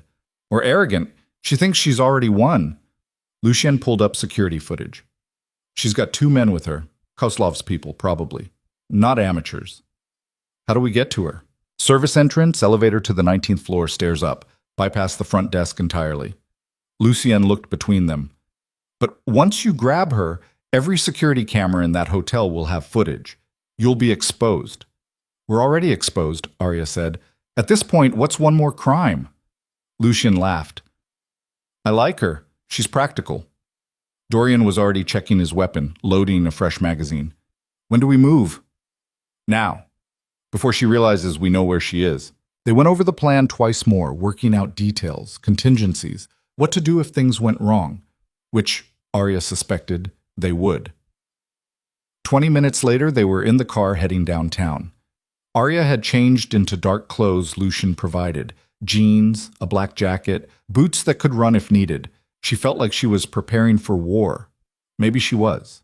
The Morrison Hotel was exactly the kind of place people came to hide in plain sight. Expensive enough to have good security, big enough that guests could be anonymous. Dorian parked 2 blocks away, and they approached on foot. Lucienne had given them access codes for the service entrance. They slipped inside without incident, moving through hallways that smelled like industrial cleaner and exhaustion. A service elevator took them to 19. From there, they took the stairs. Dorian moved like smoke, silent, controlled, lethal. Arya followed, trying to match his quiet footsteps. Her heart hammered against her ribs. They reached the 20th floor. Dorian held up a hand, stopping her. He checked the hallway through the small window in the stairwell door. Clear. They moved down the corridor. Room 2047 was at the end, corner suite. Dorian pulled out a device, something Lucienne had given him that looked like it belonged in a spy movie, and worked on the electronic lock. It clicked open. He looked at Arya. Stay behind me. If shooting starts, you run. Don't look back. I'm not leaving you. Arya, not up for debate. He looked like he wanted to argue, but there wasn't time. He pushed the door open. The suite was dark, lit only by the city lights filtering through floor-to-ceiling windows. Dorian moved inside, weapon raised, checking corners. Empty. No, not empty.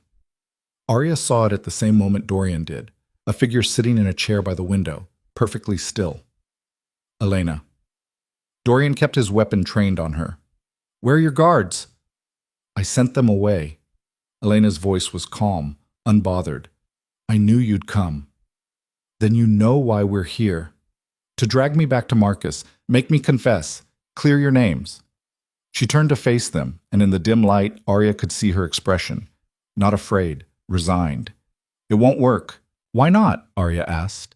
Because Marcus doesn't want the truth. He wants a target, and I gave him one. Elena stood slowly. You think I betrayed him for money? For Volkov? I did it because I was tired. Tired of watching him destroy people. Tired of cleaning up his messes. Tired of being invisible. So you framed us? Dorian's voice was hard. I gave him what he expected to see. You two have been circling each other for years. Everyone could see it. It was only a matter of time before it became a problem. I just accelerated the timeline. Why Arya? What did she ever do to you? Elena looked at her. Nothing. That's the point. You've lived in a golden cage your entire life, protected and pampered, while the rest of us did the actual work. And you know what? I envied you. So yes, I used you. And I don't regret it. Arya felt something cold settle in her chest. You almost got us killed. Almost, but you're here, aren't you? Proves you're smarter than I gave you credit for. Dorian moved closer, weapon still raised. You're coming with us. You're going to tell Marcus everything. And if I don't, then I'll make you. Elena smiled. No, you won't. Because you're not a killer, Dorian. Not really. You follow orders, but you don't make those calls yourself. That's always been your weakness. Try me. For a moment, they stood in tense standoff. Then Elena's expression shifted, just slightly, a flash of something in her eyes. Down! Dorian shouted. The window behind Elena exploded inward. Glass shattered everywhere. A dark figure swung through on a rope. Tactical gear, weapon raised. Dorian fired twice. The figure dropped. But there were more. Coming through the window, through the door behind them, Kozlov's people, surrounding them. Dorian grabbed Arya and dove behind the couch as bullets tore through the room. He returned fire, controlled bursts, buying them seconds. Bathroom, he shouted. Go! They scrambled across the floor. Arya felt something hot graze her arm. Not deep, but enough to sting. They made it to the bathroom and Dorian slammed the door, locking it. It wouldn't hold long. He was already scanning for exits. A small window, too small for him but maybe big enough for her. No, she said, reading his intention. I'm not leaving you. You have to… No. She grabbed his jacket. We do this together or not at all. He looked at her and something in his expression broke. I can't lose you. Then don't let go. The door shuddered under impact. They had maybe 30 seconds. Dorian pulled out his phone, dialed. Lucienne, we need an exit. Now. Whatever Lucienne said made Dorian look at the ceiling. There was a maintenance hatch. He boosted Arya up. She pushed the panel aside and pulled herself into the crawl space. Dorian followed just as the bathroom door splintered open. They crawled through darkness, following ductwork and pipes. Behind them, voices shouted. Footsteps pounded. The shaft opened into another room, different suite, empty. They dropped down, ran for the door. The hallway was chaos. Hotel security responding to gunfire, guests evacuating, alarms blaring.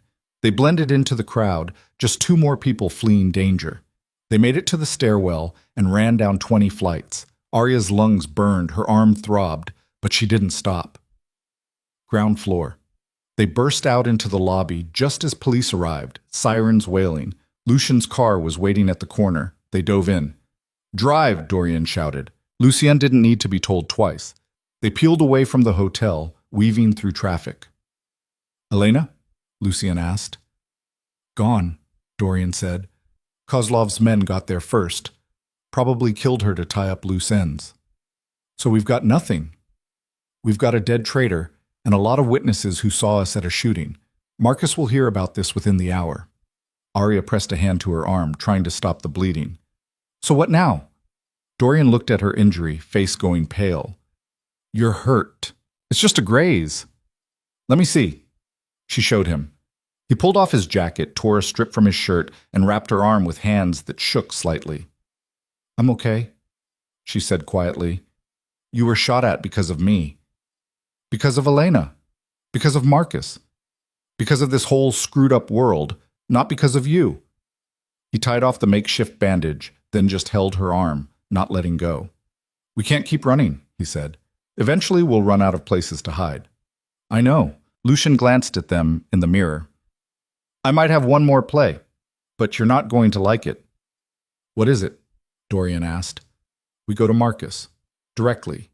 No intermediaries, no proof, no plan, just the two of you walking in, telling him the truth. That's suicide. Maybe. Or maybe it's the only move he won't see coming. He expects you to run. He expects you to fight. He doesn't expect you to surrender.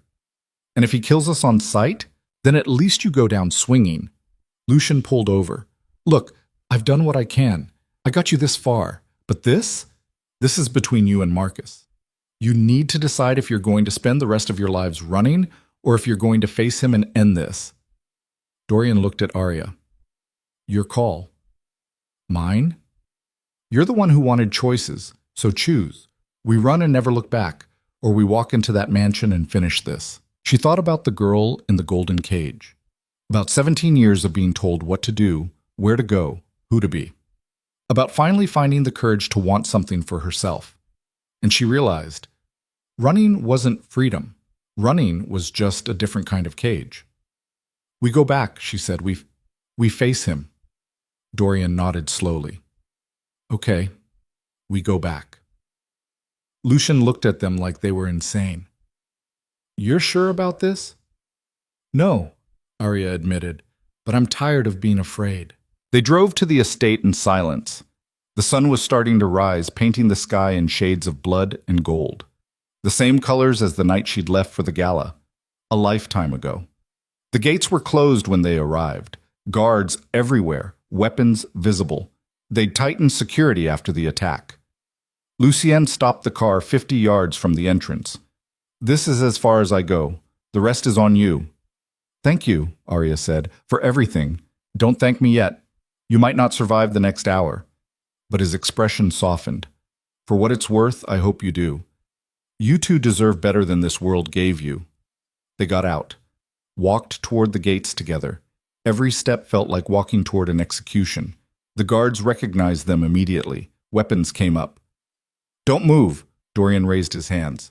"We're here to see Marcus. Tell him Dorian and Arya are requesting an audience." "You've got some nerve showing up here." "Tell him," Dorian repeated. "He'll want to hear what we have to say." One guard spoke into his radio. A tense minute passed. Then, "He'll see you, but if you try anything, we won't," Arya said. "We just want to talk." They were escorted through the gates, across the grounds she'd walked 1,000 times. It felt surreal being back, like returning to a dream after waking. The house loomed ahead, her prison, her home, the place where everything had started and ended. They were taken to Marcus's study. The same room where he'd given her orders, where he'd threatened Dorian, where her entire life had been decided by someone else. Marcus sat behind his desk. He looked older than she remembered, tired, but his eyes were still sharp. Dorian and Arya stood before him, hands empty, defenseless. "So," Marcus said finally, "you came back." "We came back," Dorian confirmed. "To beg for your lives?" "To tell you the truth." Marcus leaned back. "I'm listening." Dorian laid it all out. Elena's betrayal, Volkov's involvement, the setup at the hotel. He spoke clearly, precisely, leaving nothing out, including the part about them being together. When he finished, silence filled the room. Then Marcus said, "You expect me to believe this?" "I expect you to investigate. Check Elena's financials, her contacts. She met with Kozlov 3 weeks ago. There'll be records. And if you're lying, then kill us. But do the investigation first." Marcus studied them for a long moment. Then he picked up his phone, made a call, spoke quietly, hung up. "My people are checking now. If you're lying, you'll die slowly. If you're telling the truth," he paused, "we'll discuss consequences." "There's something else," Dorian said. "What?" "Arya and I are together, have been for a while now. I know that violates the trust you placed in me. I know it makes me unreliable in your eyes. But it's the truth, and I'm done hiding it." Marcus's expression didn't change. "I know." "You what?" "I've known for months. Suspected for longer." He looked at Arya. "Did you think I was blind? I've been watching both of you dance around this since she turned 20. Arya found her voice. "If you knew, why didn't you stop it?" "Because I was curious. Curious to see if Dorian would break, if you would become a liability, if either of you would prove me wrong." He stood, walked to the window. "Elena was right about one thing. I do destroy people. It's what I do, what this life requires, and I was prepared to destroy you both if necessary." "And now?" Dorian asked. "Now I'm tired. Tired of fighting wars on every front. Tired of wondering who I can trust." He turned back to face them. "The attack last night cost me 3 operations and 12 men. If Elena was the traitor, if Volkov was behind it, then I've misjudged badly. And if I misjudged that, I may have misjudged you as well." His phone buzzed. He checked it, read something. His expression hardened. "Elena had $5 million moved to an offshore account 2 weeks ago. Source traces back to Volkov." He set the phone down. "You were telling the truth." Relief flooded through Arya so suddenly her knees nearly buckled. So we're clear, Dorian asked. Of betrayal? Yes. Of consequences? Marcus shook his head. No. You disobeyed direct orders. You disappeared during a crisis. You've been compromised by personal feelings. In my world, that makes you a risk. So what happens now? Marcus looked at them both for a long moment. That depends on what you want. The question hung in the air. Arya looked at Dorian, he looked at her, and she realized this was it. The choice she'd been fighting for. The moment where she got to decide her own future. I want to leave, she said. Both of us. We want out of this life. Marcus didn't look surprised. And go where? Anywhere. Somewhere you can't reach us. Somewhere we can figure out who we are without guns and betrayal and constant fear. You think you can just walk away? I think you owe me that much. You saved my life once. Let me live it now. Marcus was quiet for a long time. Then he said, You'll have no protection, no resources, no family. We'll have each other, Dorian said. That's enough. Is it? You've been an enforcer your entire adult life. You know how to hurt people, how to protect people. Do you know how to be anything else? No, Dorian admitted, but I'd like to find out. Marcus walked back to his desk, opened a drawer. For a moment, Arya thought he was reaching for a weapon. Instead, he pulled out an envelope, set it on the desk. Money, new identities, contacts in 3 cities where I don't operate. He pushed it toward them. Take it and go. Tonight, before I change my mind. Arya stared at the envelope. You're letting us go? I'm letting you try. Maybe you'll make it. Maybe you'll be dead in 6 months, but Elena was right about something else. I've spent years controlling people. Maybe it's time to see what happens when I don't. Why? Dorian asked. Why help us? Because despite everything, you were loyal. And because, he looked at Arya, because I did save you all those years ago. And maybe that means something. Or maybe I'm just getting soft in my old age. He walked to the door, opened it. You have 12 hours. After that, this offer expires and we're back to professional distance. Understood? Understood, Dorian said. Marcus paused in the doorway. For what it's worth, I hope you make it, both of you. Then he was gone, leaving them alone in the study. Arya picked up the envelope with shaking hands. Inside were passports, cash, and a single piece of paper with addresses. Is this real? She whispered. I think so. He's really letting us go. Looks like it. She turned to Dorian. So what now? He smiled, really smiled, for maybe the first time since she'd known him. Now we leave, together, and we figure out the rest as we go. No plan? No plan? Just us. She laughed, giddy, disbelieving, terrified, and hopeful all at once. That's the worst plan I've ever heard. Probably. He pulled her close. You still want to do it? She thought about the golden cage, about the girl who'd spent 17 years waiting for permission to live, about the woman who'd finally learned to choose. Yeah, she said. I really do. They left the estate that afternoon. No ceremony, no goodbyes. Just 2 people walking out the gates with a bag of clothes and a future full of questions. The sun was setting as they drove away. Arya watched the mansion disappear in the rearview mirror, her prison, her home, the only life she'd ever known. And she didn't look back. They drove for 6 hours before either of them spoke beyond the practical necessities of navigation. Dorian kept checking the mirrors, old habits dying hard. Arya watched the landscape change from city to suburb to open highway, each mile putting distance between them and everything they'd known. Somewhere outside a town whose name she didn't catch, Dorian pulled into a rest stop. The parking lot was nearly empty, just a few long-haul trucks and a family loading kids into a minivan. You okay? He asked, killing the engine. I don't know. She looked at her hands. They were shaking. I keep waiting for something to go wrong, for Marcus to change his mind, for this to be some kind of test. It's not. How do you know? Because I know Marcus. When he makes a decision, he commits, he let us go. That means we're free. The word felt strange in her mouth. Free. She'd wanted it for so long, and now that she had it, she didn't know what to do with it. What if we're terrible at this, she asked. What if we don't know how to be normal people? Dorian laughed, quiet, rough around the edges. Then we'll be terrible together. That's the deal. That's not much of a plan. It's the only one we've got. He reached over, took her hand. Look, I don't know how to be anything other than what I was. I don't know how to wake up without checking for threats or go to sleep without a weapon in reach. But I'm willing to learn, if you are. She squeezed his hand. Yeah, I am. They got coffee from a vending machine that tasted like burnt regret and sat on a bench watching cars pass. Normal people doing normal things, going to work, visiting family, living lives that didn't involve gunfire and betrayal. Where do we go? Arya asked. Dorian pulled out the paper Marcus had given them. 3 addresses, 3 cities. Seattle, Austin, or Charleston. Take your pick. You choose. No, you choose. Your life, your call. She studied the list. Seattle was as far from the East Coast as they could get without leaving the country. Austin was sprawling, easy to disappear into. Charleston was smaller, coastal, somewhere she'd never been. Charleston, she said. I want to see the ocean. Charleston it is. They drove through the night, trading off when one got too tired. Somewhere in Virginia, Dorian finally asked the question that had been hanging between them since they left. Do you regret it? Leaving?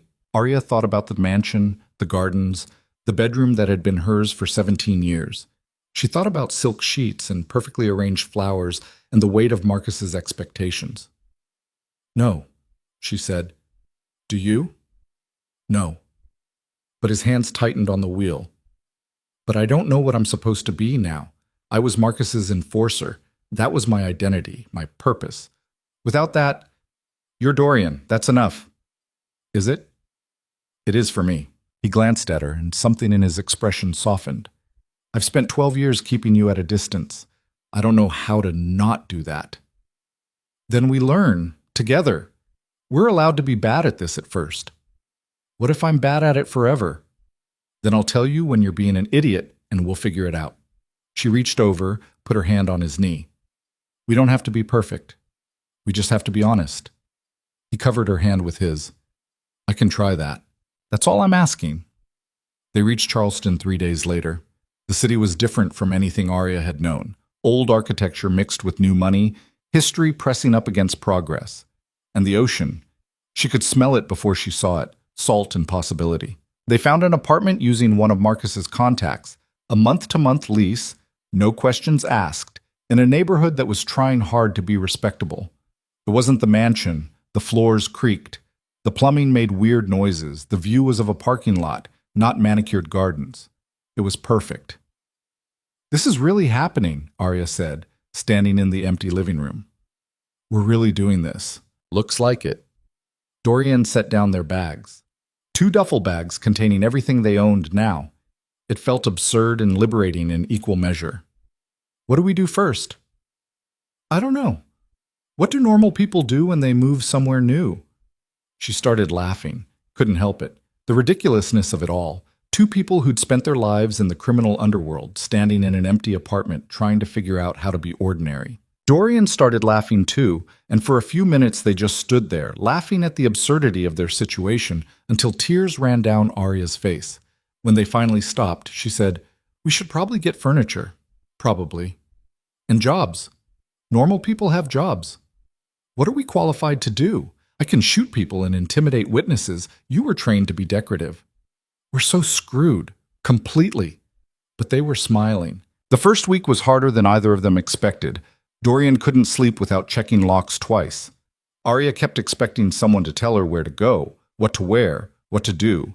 They were like animals released from captivity, unsure how to function without bars. Small things became huge. Going to a grocery store without security, opening a bank account with their new identities, buying furniture from a store instead of having it selected and delivered. Every mundane task felt like learning a foreign language. This is exhausting, Arya said one night, sitting on their newly acquired second-hand couch. Why is normal life so hard? Because we're not normal. Dorian sat beside her, close enough that their shoulders touched. And maybe we never will be. Is that okay? I don't know. Does it have to be? She thought about it. No, I guess not. Maybe we just get to be whatever we are. Which is what? 2 screwed-up people trying to figure it out as we go. He pulled her closer. I can live with that. Jobs came slowly. Dorian found work at a security firm, installing systems, training clients. It wasn't what he'd done before, but the skills translated. Arya started at a bookstore downtown, shelving books and learning the register. It paid nothing, but it was hers. Her choice, her effort, her paycheck. The money Marcus had given them stretched further than expected, but they both knew they needed to build something sustainable, something that was theirs. 2 months in, Arya came home to find Dorian on the couch, staring at nothing. "What's wrong?" she asked. "One of Marcus's guys came into the security office today." Her stomach dropped. "Did he recognize you?" "No. I used the new identity, stayed professional. He didn't look twice." Dorian exhaled slowly. "But for a minute I thought it was over. Thought we'd been found." She sat beside him. "We can't live like this forever, jumping at shadows." "I know. So what do we do?" "I don't know." He turned to look at her. "I spent my whole life being controlled by fear. Fear of disappointing Marcus, fear of losing position, fear of wanting something I couldn't have. And now I'm free and I'm still afraid, just afraid of different things." "Like what?" "Like losing you, like failing at this, like waking up and realizing I don't know how to be anything other than what I was." She took his hand. "You know what I'm afraid of?" "What?" "That I'll wake up and realize I've just traded one cage for another. That I'll look at you and see someone else making my decisions. That freedom means I have to figure out who I am, and what if I don't like what I find?" They sat in silence, holding hands, two people carrying their damage into something new. "We're kind of a mess," Dorian said finally. "Yeah, we really are." "Think we'll ever get better at this?" "I don't know. Maybe getting better isn't the point. Maybe the point is just choosing each other every day, even when it's hard." He pulled her closer, and she rested her head on his shoulder. Outside, the city hummed with evening traffic, normal people living normal lives. And here they were, trying to join them. 4 months into their new life, Arya was closing up the bookstore when her phone rang. Unknown number. Her first instinct was panic. Someone had found them. But when she answered, it was Lucien. "Relax," he said immediately. "I'm not calling to cause problems." "Then why are you calling?" "To check in. See if you made it." "We made it. We're in Charleston." "I know. I've been keeping tabs, very low-key tabs," he added quickly, "just making sure no one else was looking for you." "And?" "And you're clear. Marcus kept his word. As far as his organization is concerned, you're ghosts, dead or disappeared, doesn't matter which." She felt something ease in her chest. "Thank you. For everything." "Don't thank me yet. I've got news you're not going to like." "What?" "Volkov made a move on Marcus's territory 3 weeks ago. Big move. It's turning into a full war." "Is Marcus alive?" "Yeah. But it's bad, Arya. People are dying. The kind of bloodbath that makes the news." She closed her eyes. Part of her wanted to care. Marcus had saved her, raised her, given her a chance when she had nothing. But another part, the part that was finally learning to breathe, knew she couldn't go back, not even to help. That life was done. "There's nothing I can do," she said. "I know. I just thought you should hear it from me." Lucien paused. "You sound different." "Different how?" "Lighter. Like you're not carrying the world anymore." "I'm not. I'm just carrying myself. It's enough." "Good for you." He sounded like he meant it. "Take care of yourself, Arya, and that guard of yours." "He's not my guard anymore." "No? What is he?" She looked through the bookstore window. Dorian was waiting outside, leaning against the car, checking his phone. He looked up, caught her eye, and smiled. "He's mine," she said, "and I'm his. That's all that matters." "Then you got what you wanted." Not many people can say that. They said goodbye, and Arya hung up. She locked the store and walked out to where Dorian was waiting. "Everything okay?" he asked. "Yeah. Just Lucien checking in. And we're clear. No one's looking for us. We're really free." He studied her face. But Marcus is in trouble. Volkov's attacking his territory. It's bad." Dorian was quiet for a moment. Then, "Do you want to go back? Help him?" "No. Do you?" "No." He said it without hesitation. "That's not our life anymore. Whatever happens with Marcus, he made his choices. We made ours." "You're sure?" "I've never been more sure of anything." He pulled her close. We left that world behind. We don't owe it anything else. She kissed him, right there on the street, not caring who saw. When they broke apart, he was smiling. What? She asked. Just thinking. A year ago I couldn't imagine doing that. Couldn't imagine any of this. And now? Now I can't imagine anything else.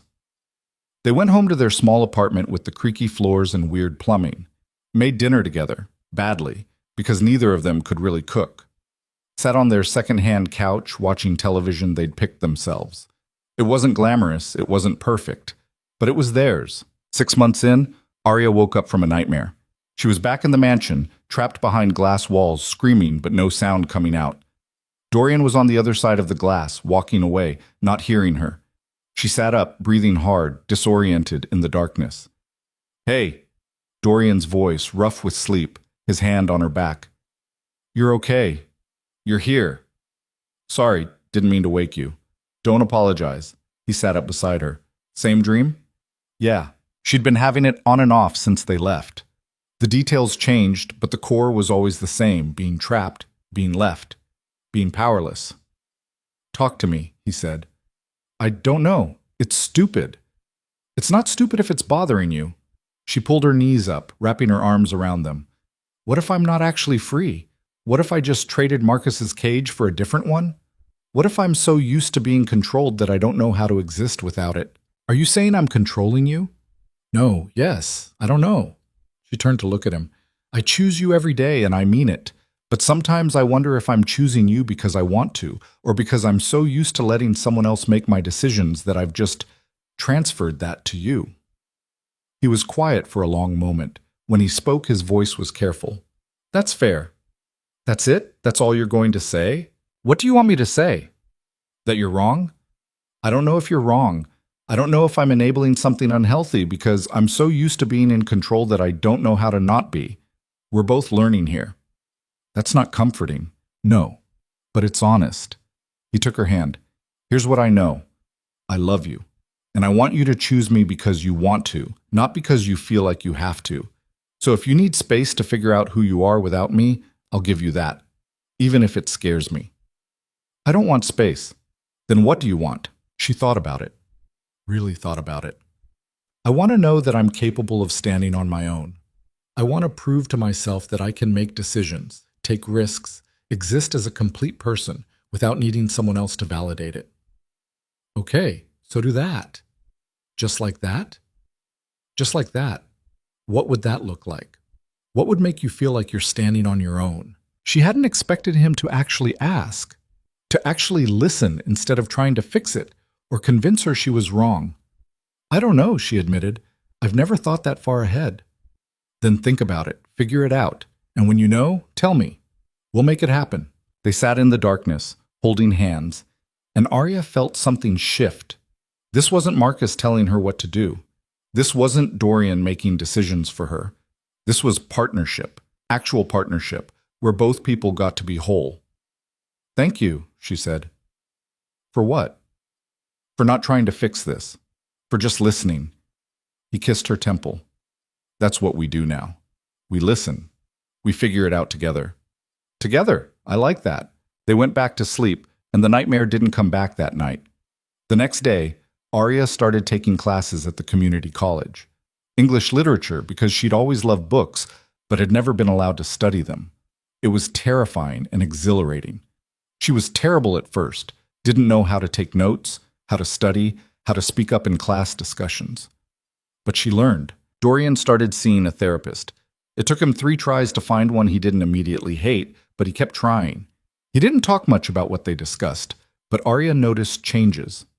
Small ones. He started sleeping better, stopped checking locks obsessively, smiled more. They weren't fixed. They were still carrying damage, but they were healing, slowly, imperfectly, together. 1 year after leaving the mansion, they went to the beach. It was early morning, cold enough that they had the sand mostly to themselves. Arya stood at the water's edge, letting waves wash over her feet. Dorian stood beside her, hands in his pockets, watching the horizon. You ever think about going back? He asked. Sometimes. Not to stay, just to see if it feels different now. And? And I think it would. I think I'm different now. She turned to look at him.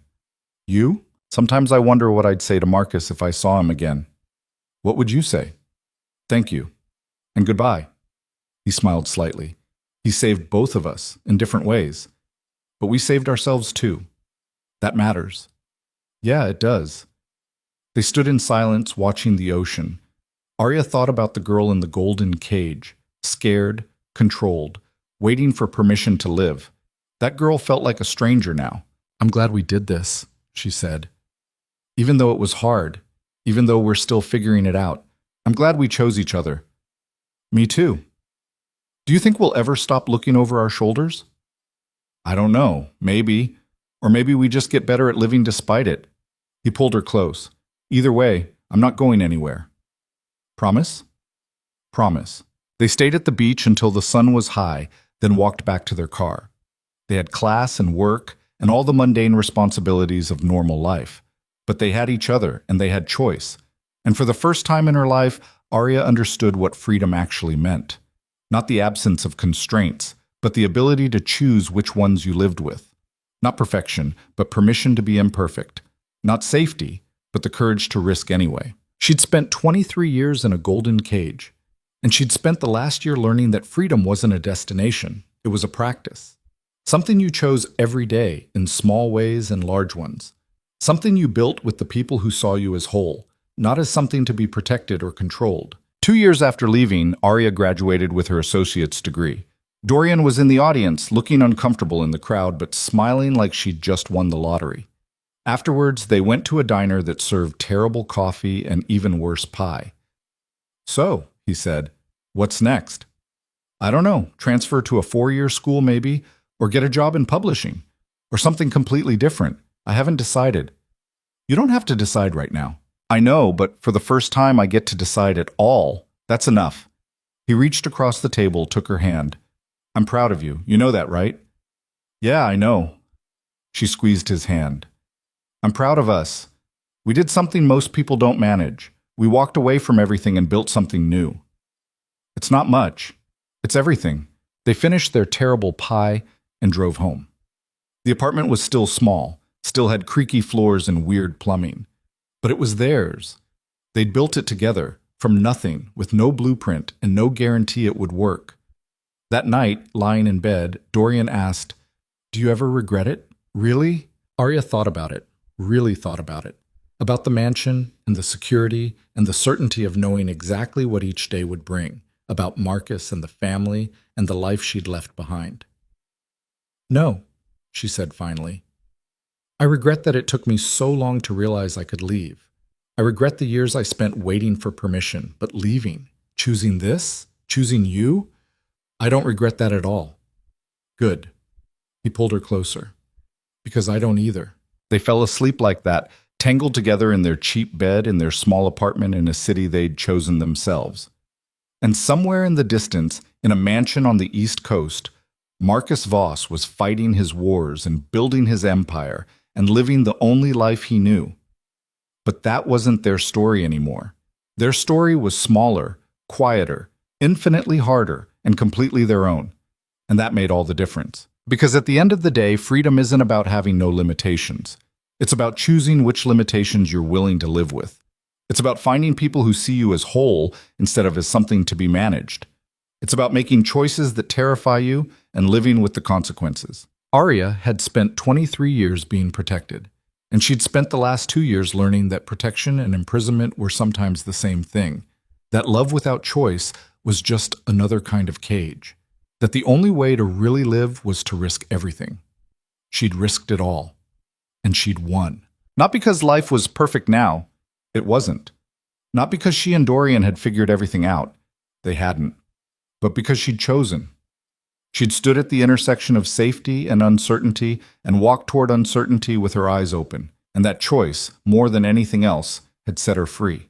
3 years after leaving the mansion, Arya woke up to sunlight streaming through the window and Dorian's arm around her waist. The creaky floors still creaked. The plumbing still made weird noises. They still weren't perfect at this. But they were theirs. Flawed and complicated and figuring it out as they went. And that was more than enough.